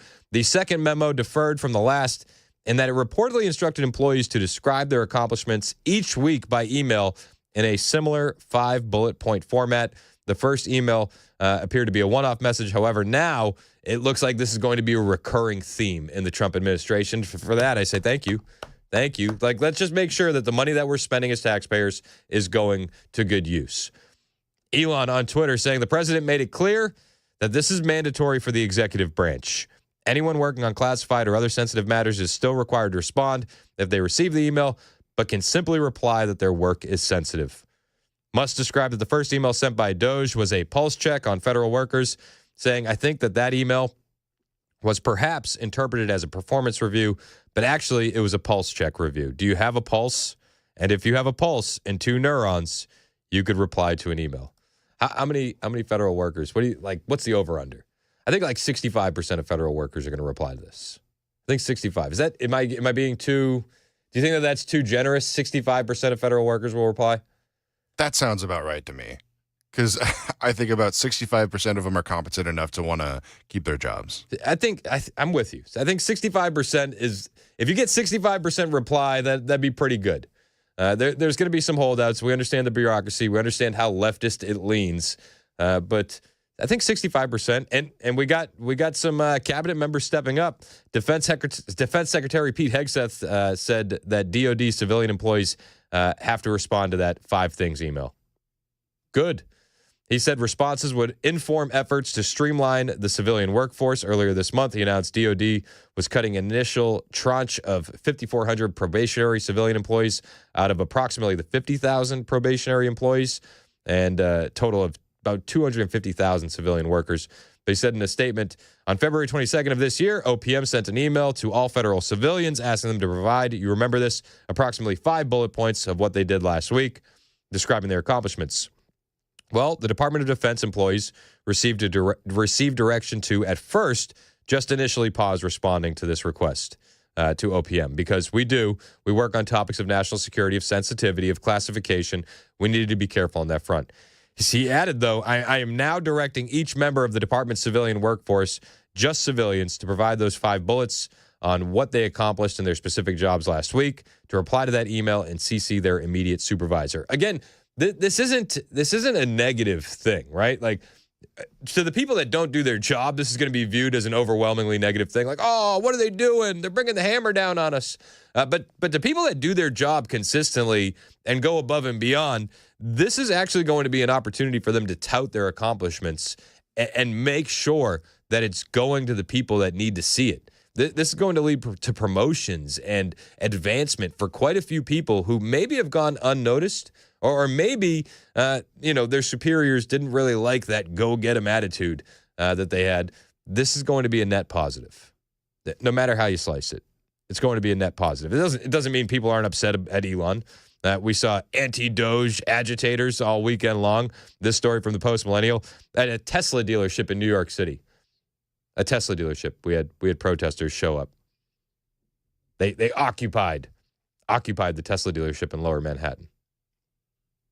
Do these people have nothing else to do? Nothing else at all. Like, could you imagine working at a Tesla dealership? Like, you're just working at a car dealership, and then there goes your Saturday. Like, I don't know how many of the Tesla model Cybertruck I'm gonna be able to sell because we have a mob of protesters occupying the lot. Insanity. So they showed up there. They accused him of being a Nazi. Some of them holding imagery equating Elon Musk to Adolf Hitler. Others chanting, Zelensky is a hero. It's like, oh my gosh. The NPC minds, the non-player characters, they're just programmed to do what they do. They have no original thoughts. Zelensky's a hero. They yell at their Elon Musk protest. Okay. It's just embarrassing. It's embarrassing. One guy was there. He's like, I just showed up to test drive a car. I didn't really want to be involved in this. He said, why do you have to impede on regular people's lives? I'm just come to test drive a car. I get people want their freedom of speech, but like, why are you blocking the way to get in? It makes no sense. You guys aren't courageous. I just want to say that last part one more time. You guys aren't courageous. Occupying a Tesla dealership in Lower Manhattan doesn't make you a brave freedom fighter. It makes you an NPC. It makes you a smooth-brained loser. They're doing nothing. Nothing. Hey, congratulations on your protest over the weekend. You know what changed? Oh, I have it right here. Nothing. not a thing. Congratulations. You have effectively changed nothing. You just wasted your Saturday. You could have got laundry done. You could have gone grocery shopping. Instead, you chose to get nothing done.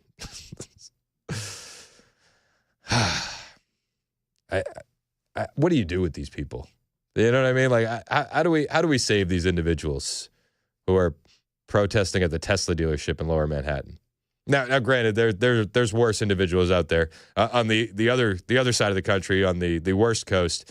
They're shooting up Tesla dealerships in Portland. So at least this one was mostly peaceful. It was fiery. It was mostly peaceful. I'll take that. Elon sat down with Joe Rogan for an interview on the Joe Rogan podcast.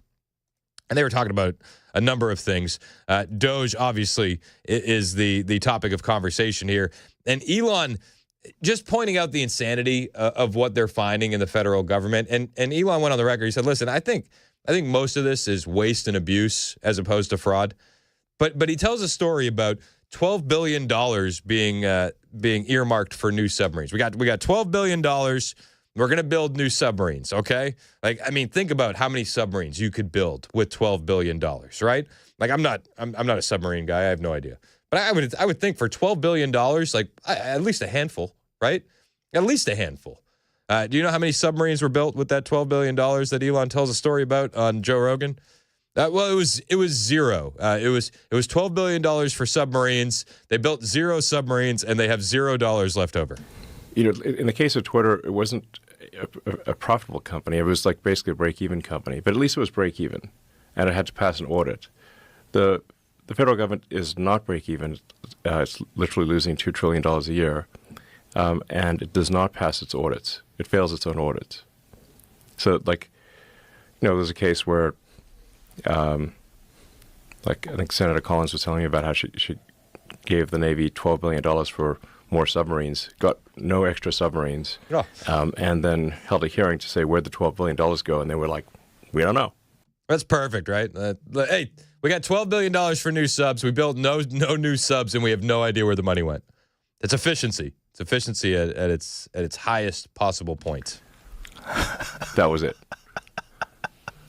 I mean, basically, stuff is so crazy. It's like only the federal government could get away with this level of waste. It's mostly waste. It's mostly not fraud. It's mostly waste. It's mostly just ridiculous things happening. Because they've been able to do it this way for so long, and they've become accustomed to it. Yeah, I mean, it's like Milton Friedman said, like, money is most poorly spent when you're spending someone else's money on people you don't know. How much are you going to care? Right. And that's the federal government. So they're spending someone else's money on people they don't know. Spending someone else's money on people they don't know. This is the federal government at its finest. Again, tomorrow night, we're at the Nashville Palace. We're going to be watching that joint session of Congress with DJT. It's going to be a party. The whole squad's going to be out there. We want you there, too. 997WTN.com for tickets. But I can't wait till Trump starts going in on the waste that they're uncovering. You heard Elon say there, listen, it's mostly waste. It's mostly abuse. I'm sure that there's plenty of fraud to be found. But the waste and the abuse is insane. $12 billion for new submarines, and you get no new submarines. And no idea where the money went. $12 billion. Like, we talk about the Doge money to such a point where, like, now I'm like, oh, $12 billion? That doesn't seem like that bad.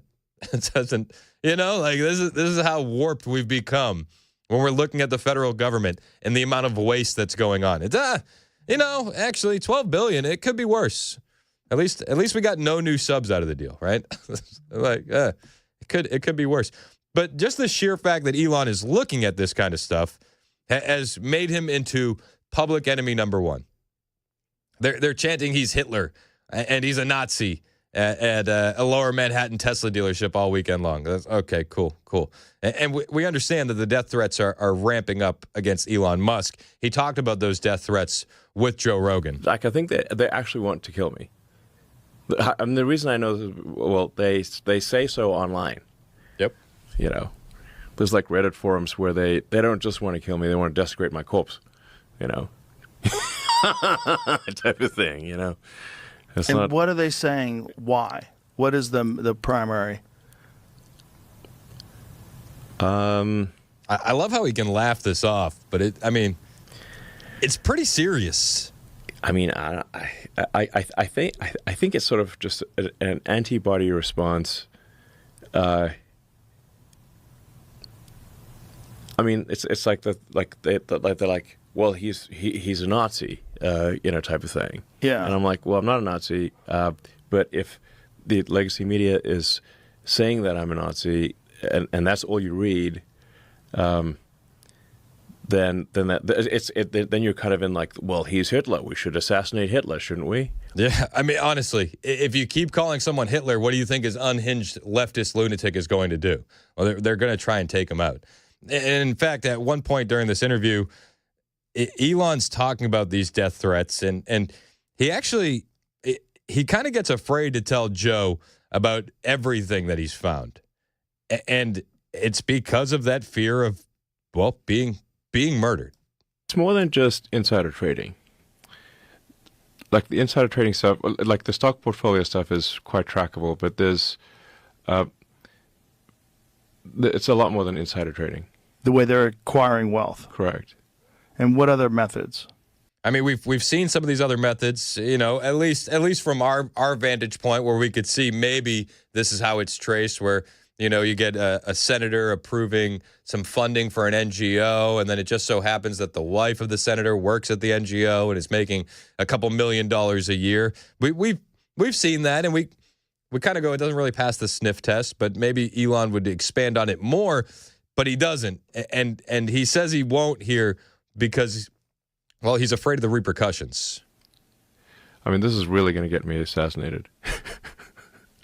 It's like I'm not lengthening my lifespan by explaining this stuff, to say the least. I mean, I was supposed to go back to DC. How am I going to survive? This is going to kill me for sure. In fact, I do think like it's like I actually have to be careful that I don't push too hard on the corruption stuff, because it's going to get me killed. Yeah. You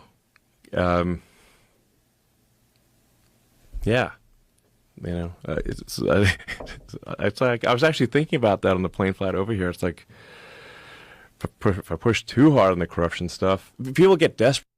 People get desperate. Yet he still persists. This is one of the reasons why I'm such an Elon fan and a Trump fan. It's like even in the realm that they're in, where death threats, assassination attempts are likely and have happened, they continue to persist. And we got to give them all the support in the world to keep pushing. We need Elon, we need Trump, and we need massive overhaul at the federal level when it comes to spending. Elon seems to be the guy for the job. The email, 5 things, what'd you do last week? That's due on their desk by midnight tonight for federal workers. We'll give you an update on what's happening down at the border. A lot is actually happening down at the border. Well, a lot on our side, not so much on the other. I'll tell you about it when we get back. It's 10:54 on Super Talk 99.7 WTN.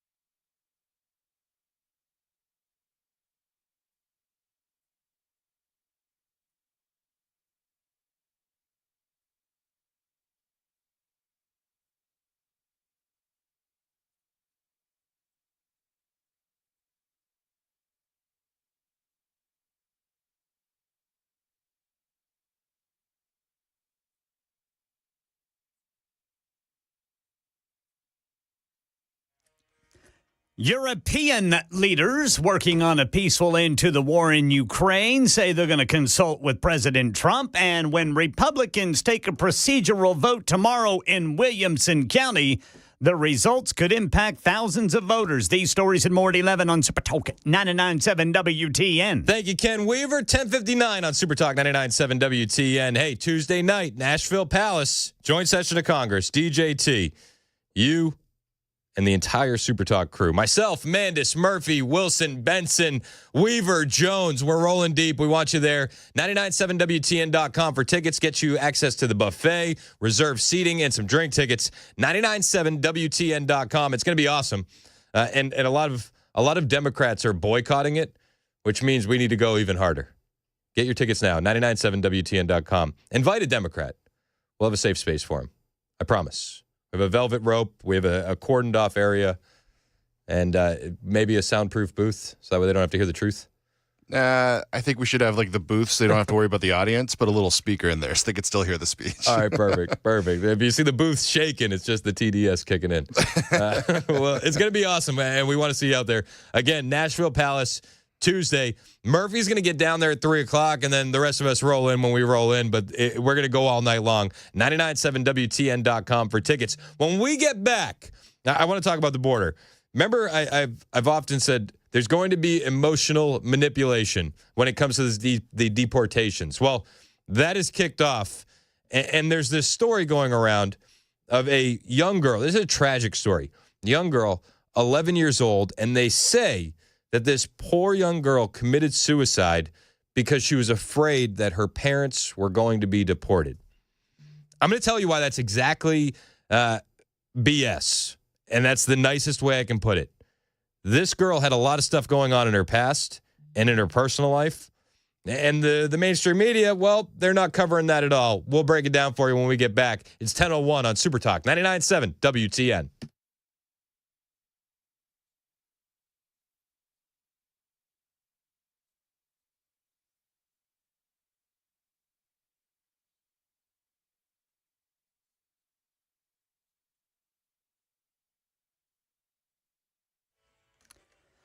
I'm Ken Weaver with your top stories. Got the full forecast coming up in 5 minutes. European leaders working on a way to end the war in Ukraine. This is UK Prime Minister Keir Starmer addressing the House of Commons today after Friday's blow-up between Ukraine President Zelensky, President Trump, and Vice President Vance. The United Kingdom, France, and our allies will work closely with Ukraine on a plan to stop the fighting, which we will then discuss directly with the United States. Meanwhile, in our nation's capital, Karen Travers. The president will be meeting with his top national security advisors this afternoon. That includes the Secretary of State, Marco Rubio, the Secretary of Defense, Pete Hegseth, and his national security advisor, Mike Waltz. Waltz told reporters that this will be all about the next steps, the way forward toward a peace deal between Russia and Ukraine after that explosive meeting last Friday with President Zelensky. Here in Middle Tennessee, when Republicans take a procedural vote tomorrow in Williamson County, the results could impact thousands of voters.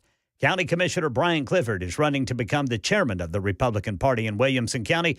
He tells the Dan Mandis Show the incumbent faction of the party wants to cancel the primaries in favor of a caucus system of voting. So what they're hoping to do by moving to a caucus is that so their insiders can essentially choose our Republican nominees for us, and they think they're going to have better success with getting candidates that they like through that process, as opposed to letting all the Republicans in Williamson County vote. The incumbent Republicans won't say if that's true, only saying in a statement that they want transparency.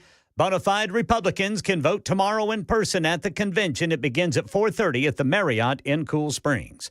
A newly built East Nashville home that was just put on the market was the scene of a wild party over the weekend. The builder says the teenagers busted in and left him with $100,000 worth of damage. More than 200 people packed the inside of this home Friday night along Riverside Drive. That's right here in East Nashville, leaving broken glass, covered floors, litter, drugs, along with chandelier that was ripped from the ceiling. Ask Channel 4's Jordan James. He says it took Metro Nashville Police more than 2 hours to respond to a call for help. This is the second such party this weekend.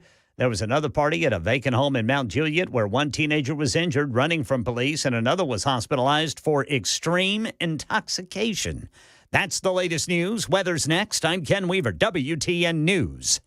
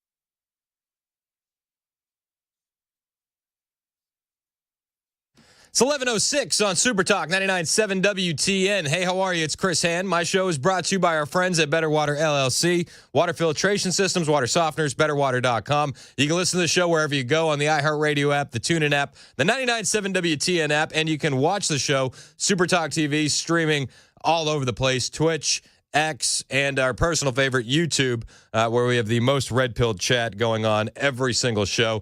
Hit us up on YouTube. Hit like and subscribe. We do appreciate when you do. My kids really, they depend on the YouTube likes for all the summer camps that they want to go to. So you wouldn't want the kids sitting at home all summer long, would you? Hit like and subscribe. Much appreciated. My daughter's like, I want to go to this acting camp. I said, well, I need more likes. Need more likes. I need more likes. I need more subscriptions. I think we're at 60 right now. I think we need at least 100 to be able to. My son was like, hey, I need a new glove for baseball. I said, well, you're going barehanded if I don't get more likes and subscribes.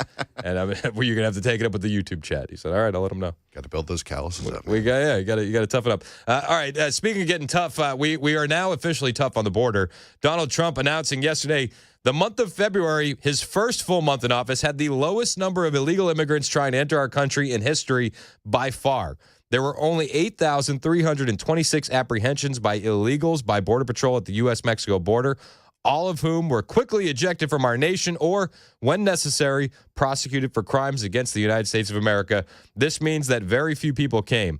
The invasion of our country is over. In comparison, under Joe Biden, there were 300,000 illegals crossing in 1 month, virtually all of them being released into our country. Thanks to the Trump administration policies, the border is closed to all illegal immigrants, and anyone who tries to enter illegally the USA will face significant criminal penalties and immediate deportation. That was Trump on Truth Social. And they're not taking their foot off the gas whatsoever. Like, not even in the slightest. The Pentagon has announced that they're going to send 3,000 more troops to seal the border with Mexico. This is from the Post-Millennial. An additional 3,000 active duty U.S. troops have been ordered to the U.S.-Mexico border, including soldiers from a motorized brigade equipped with armored Stryker combat vehicles. This is from Hegseth. He approved the deployment on Friday, according to a report by the Washington Post. Soldiers primarily from the 4th Infantry's Division's 2nd Stryker Brigade at Fort Carson in Colorado will be joined by specialists in engineering, intelligence, and public affairs. Hegseth's order includes the deployment of a Stryker Brigade combat team as well as a helicopter unit to reinforce and expand current border security operations to seal the border and protect the territorial integrity of the United States, according to a Pentagon statement. Thank you. Thank you, Pete. Thank you to the Pentagon. Thank you, President Trump. Just again, the numbers are insane. You had over 300,000 coming in monthly via Biden and allowed to do whatever they need. Catch a flight to New York City and get a cell phone and some free food and a nice hotel. And now under Trump, we're at 8,326 in the month of February apprehended. Most of them got a swift kick in the rear end and sent back on their way. I'm here for it. Again, one of the big things that we wanted to do was stop the bleeding, right? You got to stop the bleeding. Well, it seems like the bleeding is coming to an end. We're no longer hemorrhaging at the southern border. And this is a big deal. Now, we need to get the deportation efforts up. There's a lot of illegal aliens in this country that shouldn't be here. And when we start ramping up the deportation efforts, like I think we will, you're going to see a lot more emotional propaganda. You will. You're going to see that crying child on the TV news. Says, Mommy and Daddy were taken by ICE. It's gonna suck, man. Like, I'm not gonna lie to you. Like, that sucks. I feel bad for those kids. I do. Their parents should have never put them in this position to begin with. But that doesn't mean I don't have any less of a heart for them. And it also doesn't mean that I think that they should be allowed to stay. I don't. I'm sorry. I think we need to be cold and calculated and a bit surgical with this deportation effort, personally. And I think we need to take feelings out of it. The list of questions should read like this. Did you enter the country illegally? Check yes, check no. And if you checked yes, then you have to go home. You can't stay.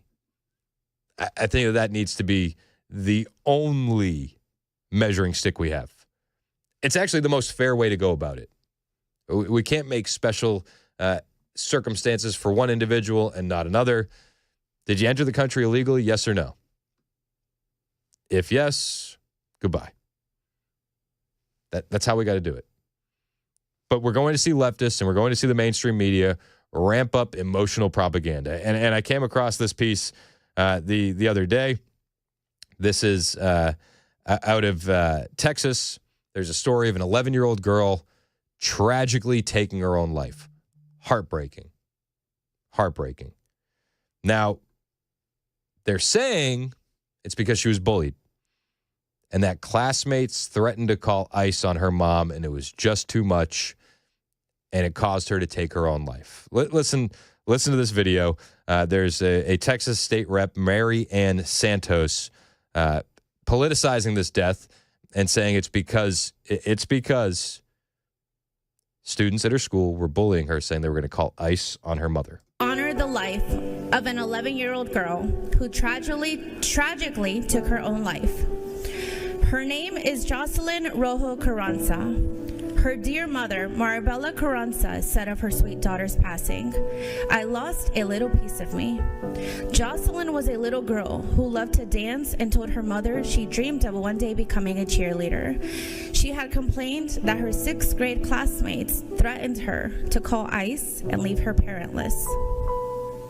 We are reminded that in the book of Proverbs, chapter 18, verse 21, it reads, "The tongue has the power of life and death, and those who love it will eat its fruit." When children hear their parents so loosely and callously referred to as criminals and aliens, it does hurt. It hurts when I know that even my daughter and my young son could face the same bullying. Jocelyn could have very well been my child. She could have been your friend's children, a friend to your children. Today, colleagues, I ask that we shape policies that uplift all people. To the children of immigrants, you are Georgia, you belong here. Let me say that again. Tú eres Georgia y tú perteneces aquí. Thank you, Mr. Speaker. I yield it well. It's so sad. Listen, an 11-year-old girl committing suicide is not something that should be taken lightly. It's heartbreaking. It's heartbreaking. And I don't like this story. I don't like this story one bit. It's sad. But this state rep, Mary Ann Santos, says, listen, if I had a daughter, she would look like this girl, Jocelyn. And I'm just reminded of Obama saying, if I had a son, he would look like Trayvon. And then the emotional manipulation and the propaganda that preceded that. And when you dig into this story a little bit more, maybe there was some bullying. Maybe some classmates said, we'll call ICE on your mom. Maybe that happened. Maybe that part of the story is completely made up and fabricated, because the more you dig on the story, the more you find out that this young girl, she had a tough life. Now, Jocelyn Rojo Carranza, her mother claimed that her daughter was bullied because of her immigration status. There was an investigation, though, and the investigation found that Carranza was in earshot of a conversation involving students joking about deporting Hispanic students. However, that's where that investigation led and stopped. They didn't threaten her mom. They didn't threaten her. She was within earshot of students joking. According to the children at the school, though, this young girl, this 11-year-old girl who committed suicide, opened up about abuse before her death. And this is where the real story is. It was reported by multiple students that the 11-year-old girl had told them that she had been inappropriately touched by a family member and wished to keep this a secret to avoid getting them in trouble. Superintendent Desmontes Stewart said. So this is from the superintendent of the schools. She had opened up to other students about being abused by a family member. The school district also revealed that this young girl had previously expressed thoughts about taking her own life to her cousin. The cousin then told the mother of this 11-year-old girl, who allegedly never told the school district. The school district said that they would have gotten her resources for the self-harm thoughts, but the mother allegedly, again, this is just, secondhand, allegedly never told them, as reported by the New York Post. But you have state reps saying, no, she took her own life because students were bullying her over ICE deportations. This is the kind of emotional, manipulating propaganda BS that we've grown accustomed to, where there's a sort of story here, and then you disregard everything else that probably led to the issue. If a young girl is being abused sexually by a family member, it's gonna cause some harm. A lot more harm, I would imagine, than 6th grade boys bullying, saying that we're going to deport your mom. Even though, if you look at the investigation, there was no proof of that ever happening. The only proof is that she was within earshot of students making jokes about deportation. Earshot. Again, if this young girl was actually being abused by a family member in the home, she has a lot more issues going on in her life than being worried about ICE. Again, it's heartbreaking. I don't want to see an 11-year-old girl commit suicide. But I think that the actual truth matters here. The whole truth. And if you're going to leave out the part where she was abused by a family member, you're missing a big part of that story, aren't you? Hey, don't let that get in the way of a good narrative, though. It's rather disgusting, in all honesty. And for Democrats to seize on this opportunity, I wish I could say I was surprised, but I'm not. I'm not at all. This is just the nature of the Democrats. And that state rep, Marianne Santos, she should be embarrassed. She should be appalled at her own behavior. You left out a big part of the story. But this is what we're going to be seeing. This is going to ramp up. These propaganda attempts are going to become fast and furious as the deportation efforts proceed. Make no mistake about it. And then they'll say, well, they should be able to stay. These people should be able to stay. We can't. We can't. We have to be fair. Are you here illegally? Yes or no? If the answer is yes, you need to leave. You do. And you read the horror stories from some of these people that are coming into this country, even the ones that come in on temporary protected status. I saw a story. This is out of North Carolina. A Haitian migrant on temporary protected status, probably wouldn't have been allowed into the country without the TPS status from the Biden administration, is now being charged with triple murder. Triple murder. Mackendy Darbuze, 26, charged with 3 counts of first-degree murder in Fayetteville, North Carolina, after he was accused of fatally stabbing 3 members of his family, including 2 children, with a knife. U.S. Immigration and Customs Enforcement said in a press release that it assisted the Fayetteville Police Department in the arrest and interview of the suspect, who spoke only Haitian Creole. After being contacted by local authorities responding to an emergency dispatch on February 21st, police showed up, and they revealed 3 deceased individuals, a bloody knife. He was arrested by the responding officers. These are the people that they want to stay in the country. Individuals capable of murdering their own family. This is what they're fighting for. It makes no sense. Donald Trump is going to be returning to the halls of Congress on Tuesday night. And I think one of the many successes over the last month has been how they've stopped that bleeding on the southern border. And I imagine that's going to be a big point of focus for him. We want to watch that speech with you. We're going to be down there starting about 3 o'clock. Murphy's going to kick off his show live at the Nashville Palace for that joint session of Congress. And then we're going to be rolling deep all night long. Myself, Mandis, Murphy, Benson, Wilson, Jones, Weaver. We want you there. Tickets are still available, but they're going fast. Every time I check, there's less and less tickets available. 997WTN.com to grab yours. Tickets aren't expensive. It's like $40.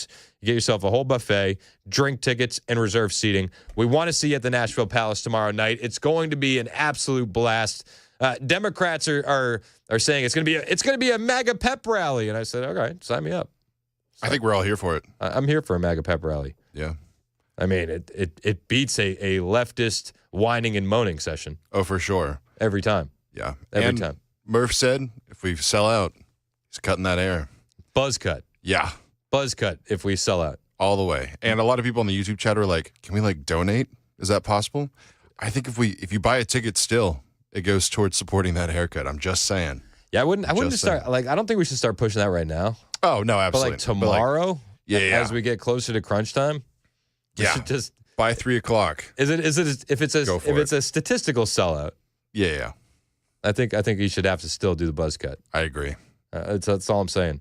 Again, I'd rather you all be there. I know, me too. 997WTN.com for tickets. It's 11:21. I've been off on the time. It's like my clock is hiding behind those little microphone things. So I'm just guessing. It's 11:21. Super Talk. Daylight savings time is coming in. It's coming in next week, man. Super Talk 99.7 WTN.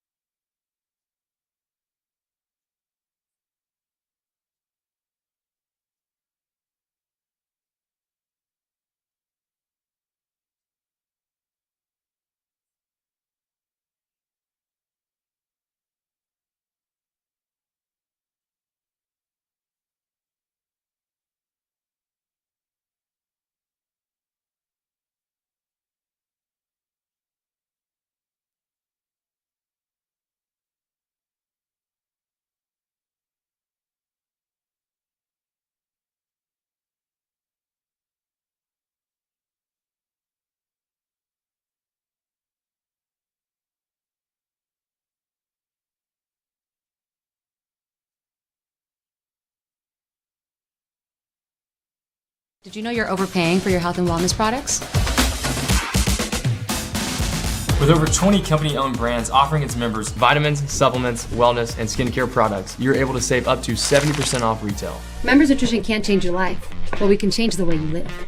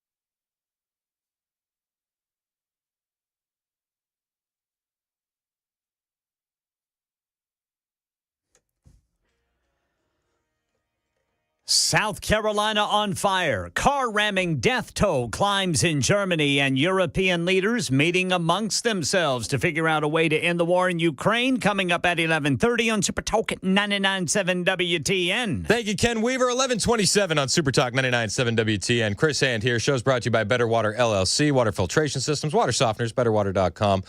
We love you guys watching on YouTube. The chat's always jumping over there. Hit like and subscribe while you're watching Super Talk TV.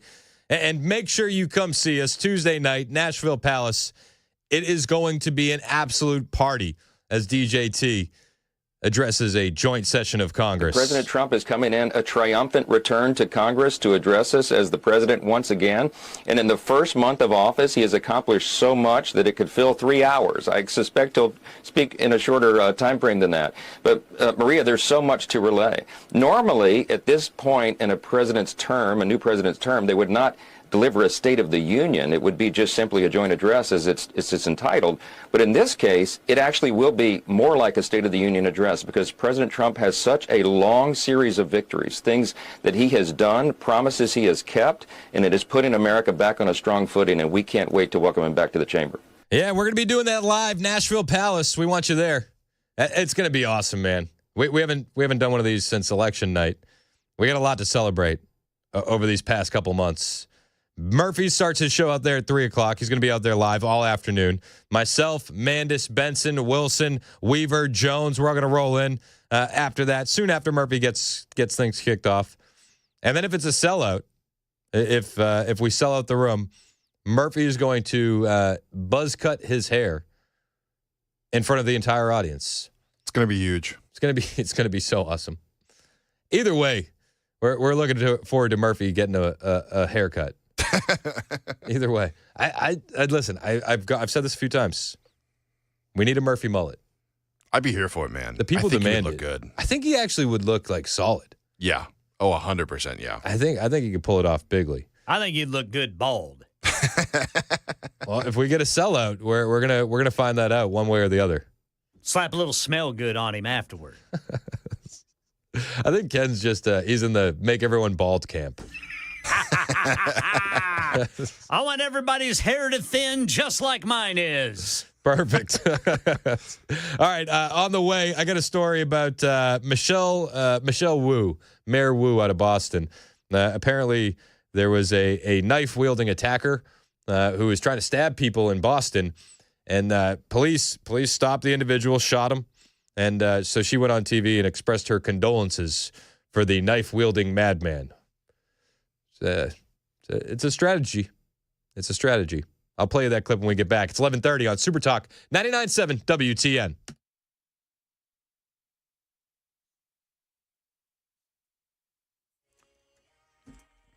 I'm Ken Weaver with your top stories. Got the full forecast coming up in 5 minutes. Right now, wildfires threatening homes, prompting evacuations in South Carolina.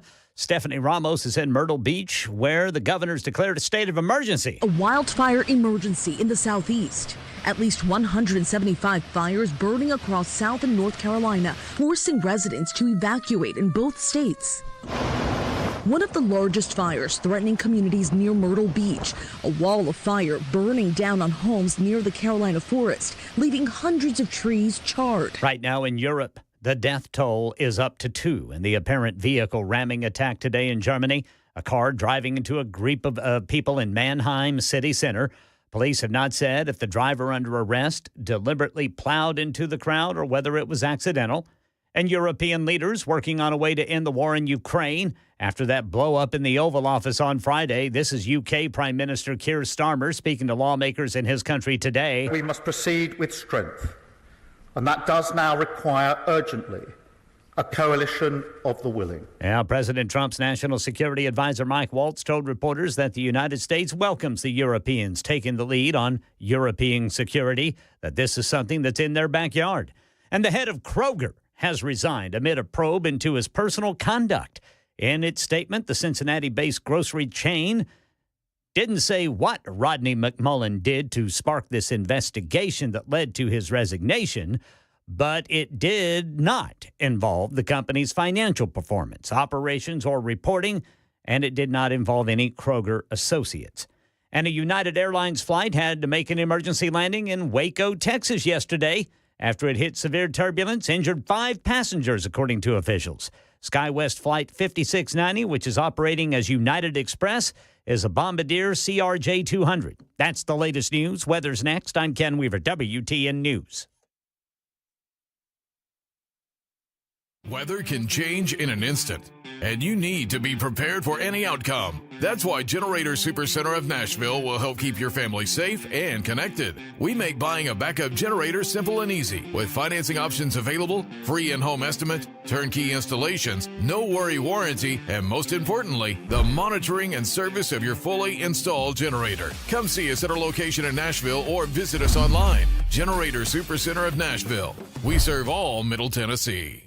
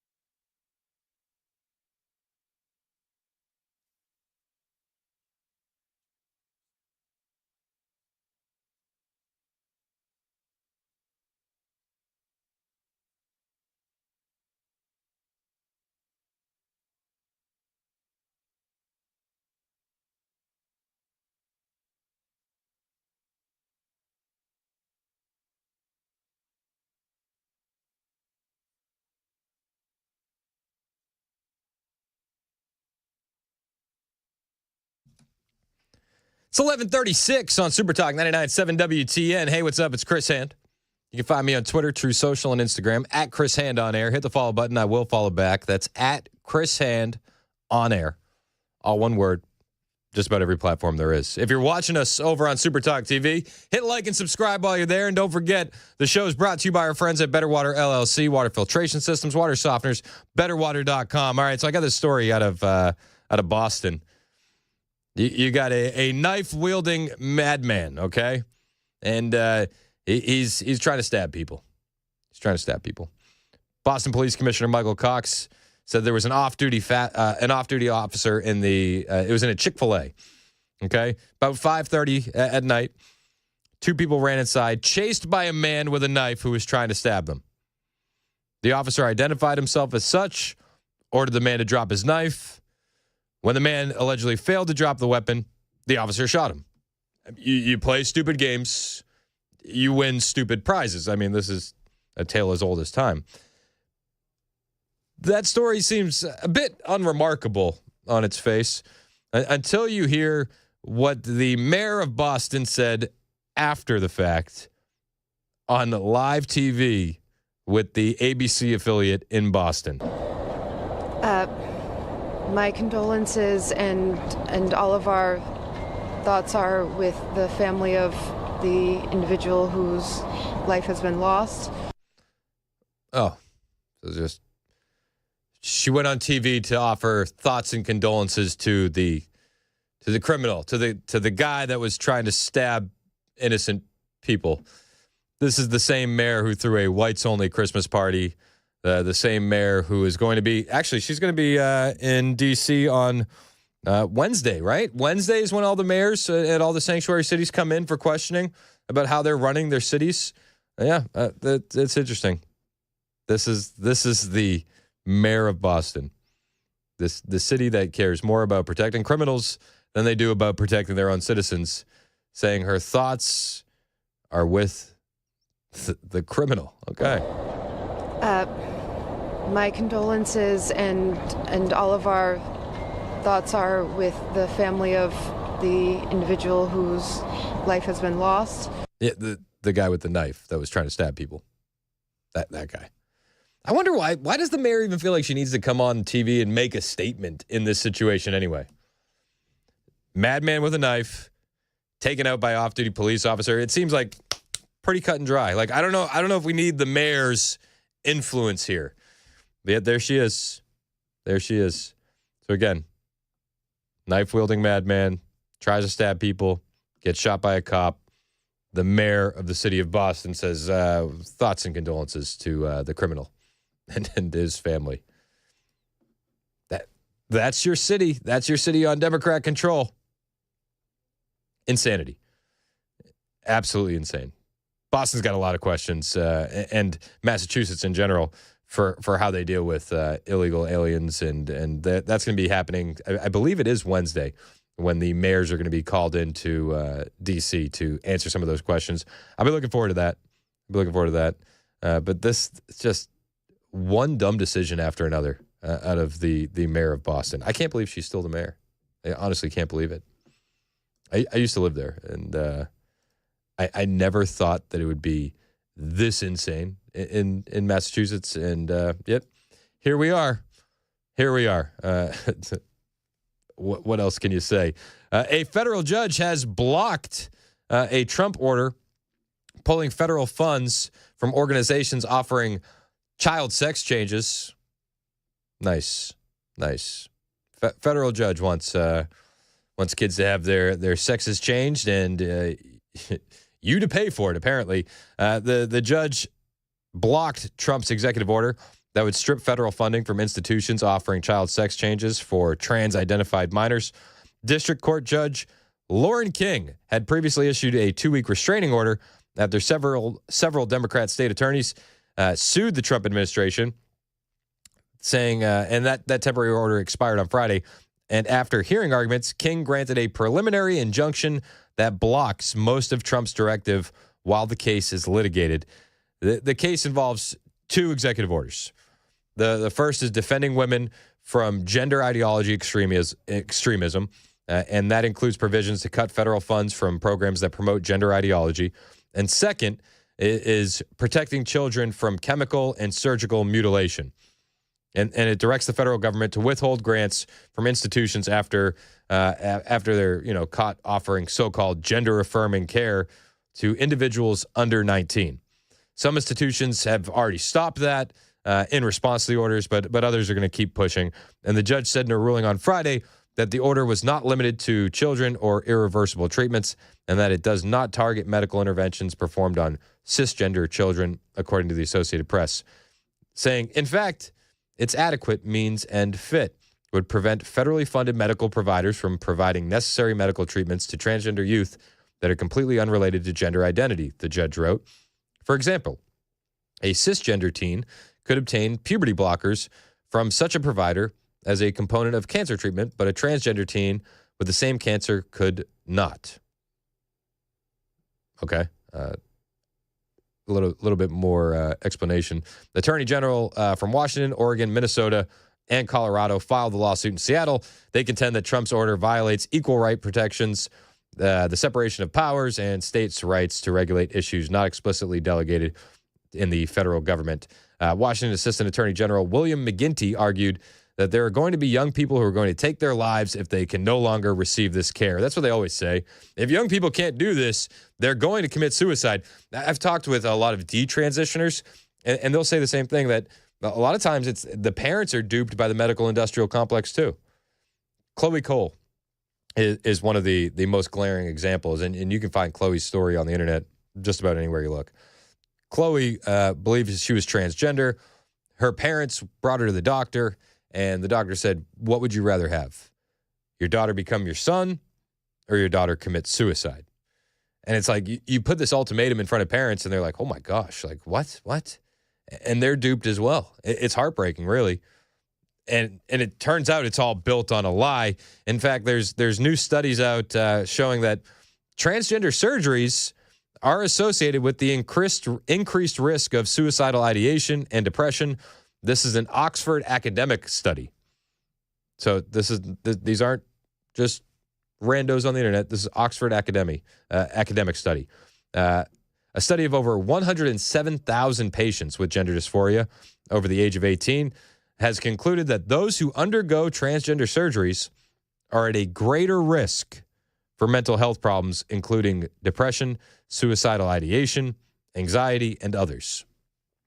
I don't want to bury the lead, but this is an Oxford academic study, 107,000 patients, okay? And if you undergo a transgender surgery, you are at a greater risk for mental health problems, including depression, suicidal ideation, anxiety, and others. This is the same people who say, if you don't do this, kids are going to kill themselves. Well, now you can see from a very large study, over 100,000 patients, actually, the risks go up after the study. The paper was published in the Oxford Academic Journal of Sexual Medicine, and it stated in conclusion that bottom and top surgeries are associated with the increased risk of mental health issues. The results section stated that from 107,583 patients, matched cohorts demonstrated that those undergoing surgery were at significantly higher risk for depression, anxiety, suicidal ideation, and substance use disorders than those without the surgery. Instead of those who got surgery, our analysis reveals a significantly elevated risk of mental health disorders, including depression, anxiety, suicidal ideation, substance use disorder, than individuals with a prior diagnosis of gender dysphoria if they didn't get the surgery. Males and females who underwent surgery had a higher risk of depression, according to the study. Although those who underwent surgery had a higher rate of mental health issues, the study claimed that the surgeries were still beneficial in affirming gender identity. I don't know how that would be beneficial. If you're worried that your child is going to unalive themselves, as the kids say, if they don't get the surgery, but you look at the data and it says actually the mental health risks go up, why are we still doing this? Can anybody explain why we're still doing this and why there are judges out there trying to stop President Trump from protecting these kids? I mean, it's pure evil. at the end of the day. I don't know how you slice it any other way. It's pure evil. And you have federal activist judges, blocking Trump's executive orders to protect these kids from these medical procedures. Insanity. Oh, follow the science. Well, the science is right here, actually. This Oxford academic study. Depression, suicidal ideation, anxiety, other mental disorders go up after the surgery. Yet they're still going to push it on these kids. I hope Trump pulls everything he can. Throw everything you can at this and keep fighting for these kids. Somebody has to. Somebody has to. And this is a situation that it just seems like unhinged leftists are going to continue to cling on to this issue. I don't understand why. I don't understand why. But they're not letting go. And again, we got another federal judge inserting herself where she has no place being in the middle of Trump's executive orders. If this goes all the way to the Supreme Court, which I hope it does, I think Trump wins because how do you argue an Oxford academic study? They'll try and find a way. They'll try and find a way. But this is just another in a long line of studies saying the exact same thing. I think Trump will win. I think the kids will be better off for it. But until then, we still got to deal with these unhinged, radical judges getting in the way of protecting the kids. It's got to stop. It's got to stop. And I hope Donald Trump mentions it Tuesday night while he's giving that joint session of Congress. I hope he mentions some of these activist judges by name. We've gotten so much done in the first month plus of Trump's presidency, but yet we're still dealing with radical, unelected bureaucrats and activist judges, and all that's got to stop. I hope Trump. I hope he calls them out by name. Wouldn't that be nice? Let's call them out by name Tuesday night at the joint session of Congress. We want to see you there. We're going to be doing that live at the Nashville Palace. The entire Super Talk squad is going to be out there. Myself, Mandis, Murphy, Wilson, Benson, Joan Jones, Ken Weaver, the whole squad. We want you there as well. Tickets are still available, though they are going fast. 997WTN.com. $40 tickets. You get a buffet. You get some drink tickets. You get reserved seating. 997WTN.com. We hope to see you at the Nashville Palace on Tuesday night with Super Talk.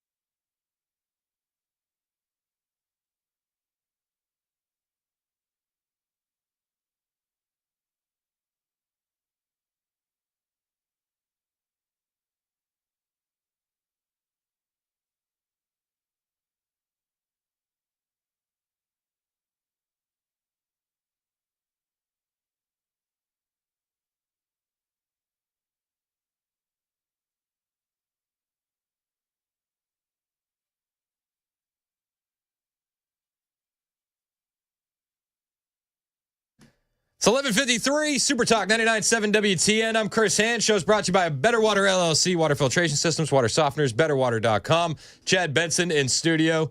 And then in the minutes that we had in the commercial break, we covered everything. We solved the world's problems. Fancy. Oh, we did. And I got a cocaine dealer friend now. Yeah, you had a heck of a walk into work. Oh, wait till you guys hear this fun story today. It was fantastic. It was spectacular is the best way to describe it. Just know that I know what the price of kilo goes for nowadays. What's it going for? Well, he said he doesn't pass it on to his clients, so that's good news. Oh, that's good. 'Cause that's what's going on with the little liquor store there. They were passing on the inflation to the clients. He didn't like that. But he says depending on where you are in the country, cut, how it looks, 13 to 25. Used to get it for less than that, 11 to 18. I feel like 13 to 25 is a wide range. Well, yeah, it depends on, I think, how pure it is, cut it is, like that kind of stuff. He was trying to explain to me. Didn't quite understand everything, but I didn't need to because he lost me at, I'm a cocaine dealer. I'm like, you are my friend. Welcome to Nashville. I don't do cocaine, but I have a feeling that you would come and huge Trump supporter. That was the thing. Trump. You may have to pardon him one day. Well, you remember the signs back during the campaign, right? Like Trump would have the rallies, and the big signs that would say "Women for Trump," "Coke dealers for Trump." This is the guy. That's him. This is the guy. He was spectacular. I was just like, that came out of nowhere. That's hilarious. Oh, good times here. And you just. What do you do? You're just like, sounds good. It's great. Like, that's cool. But you know what? He talked to me. I walk by 50 people a day. Nobody ever says hi. They'll put their heads down. Except for some older people. And tourists will say hi. Yeah. They will say hi. They were riding around on scooters today. And he's all, hey, what's up? And they're like, hey. And I'm like, hey. That's it. Everybody else that was from here, they had their heads down. Well, it's not New York, people. No, it shouldn't be. Yeah, New York, man. There's 1 million people in the streets. Nobody says hi. Even when there wasn't phones, nobody said hi. Yeah, Boston was like that too. Yeah, I could see that. Big cities. Yeah. Like cities. It was weird. It was weird going from Boston to, I moved to Richmond right after. Yeah. And that was weird. My dad's like, what's the biggest difference? I said, well, in Boston, it's like if nobody says anything to you, everything's fine. It's like when somebody says something to you, that's when there might be a problem. Yeah. Down in the South, it was the opposite. If you get a hello, everything's fine. If you don't, then it's something. Then it's like, they think we're from not here. Yeah. You're not from here. Yeah. Boston's. Was that like a huge culture shock? For me, yes. How old were you when you went there? I moved to Richmond. I was 20. Oh, I bet that'd have been massive. It was a wild culture shock. I'd never lived in the South before, and it was nuts. And Boston's a big city. It's a big little city. It's a lot of people in a small zone, and everybody's angry all the time. Yeah, so it's like, why is everybody being so nice? What's wrong with you people? Yeah, it's weird, right? Like it throws you off. And now it's like I wouldn't want to go back. No. I don't know how you could sign up to go back. I don't know either, especially when you have a family. I think when you're younger and you want stuff to do, I totally get that. Because I loved living in London when I was younger. I love that stuff. I mean, I always traveled all over, but I did love the hustle and bustle.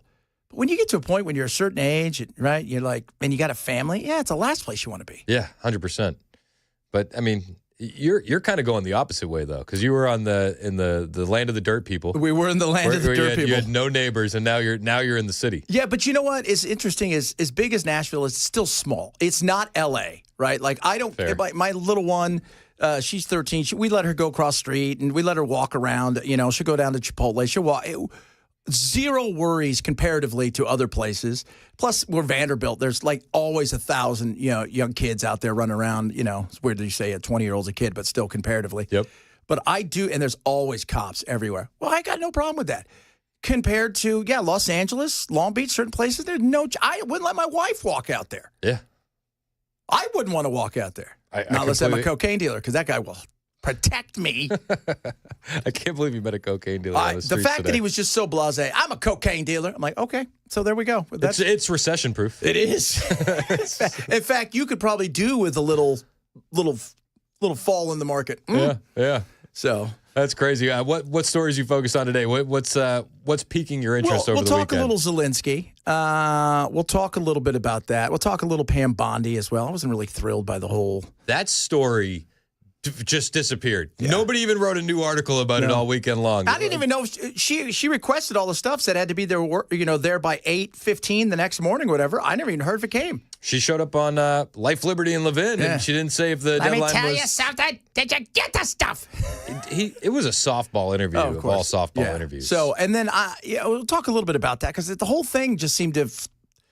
And I'm telling everybody, you're going to be disappointed probably. And now they're like, well, she should resign. And what about all the stuff she did for Qatar? And you're like, oh, here we go. Yeah. Everybody get her out. What about the fact that she was the AG in Florida during the heyday of Epstein? Yeah. So that's a little weird. Yeah, it's a little weird too. So the fact that kind of disappeared and, because of the Zelensky sucked the air, oxygen out of the room, which is understandable. It's understandable. We'll move on to the new crisis today. I don't know what that's going to be. Yeah. We'll talk a little bit about that. And then the weirdest surgery to repair somebody's eyesight ever.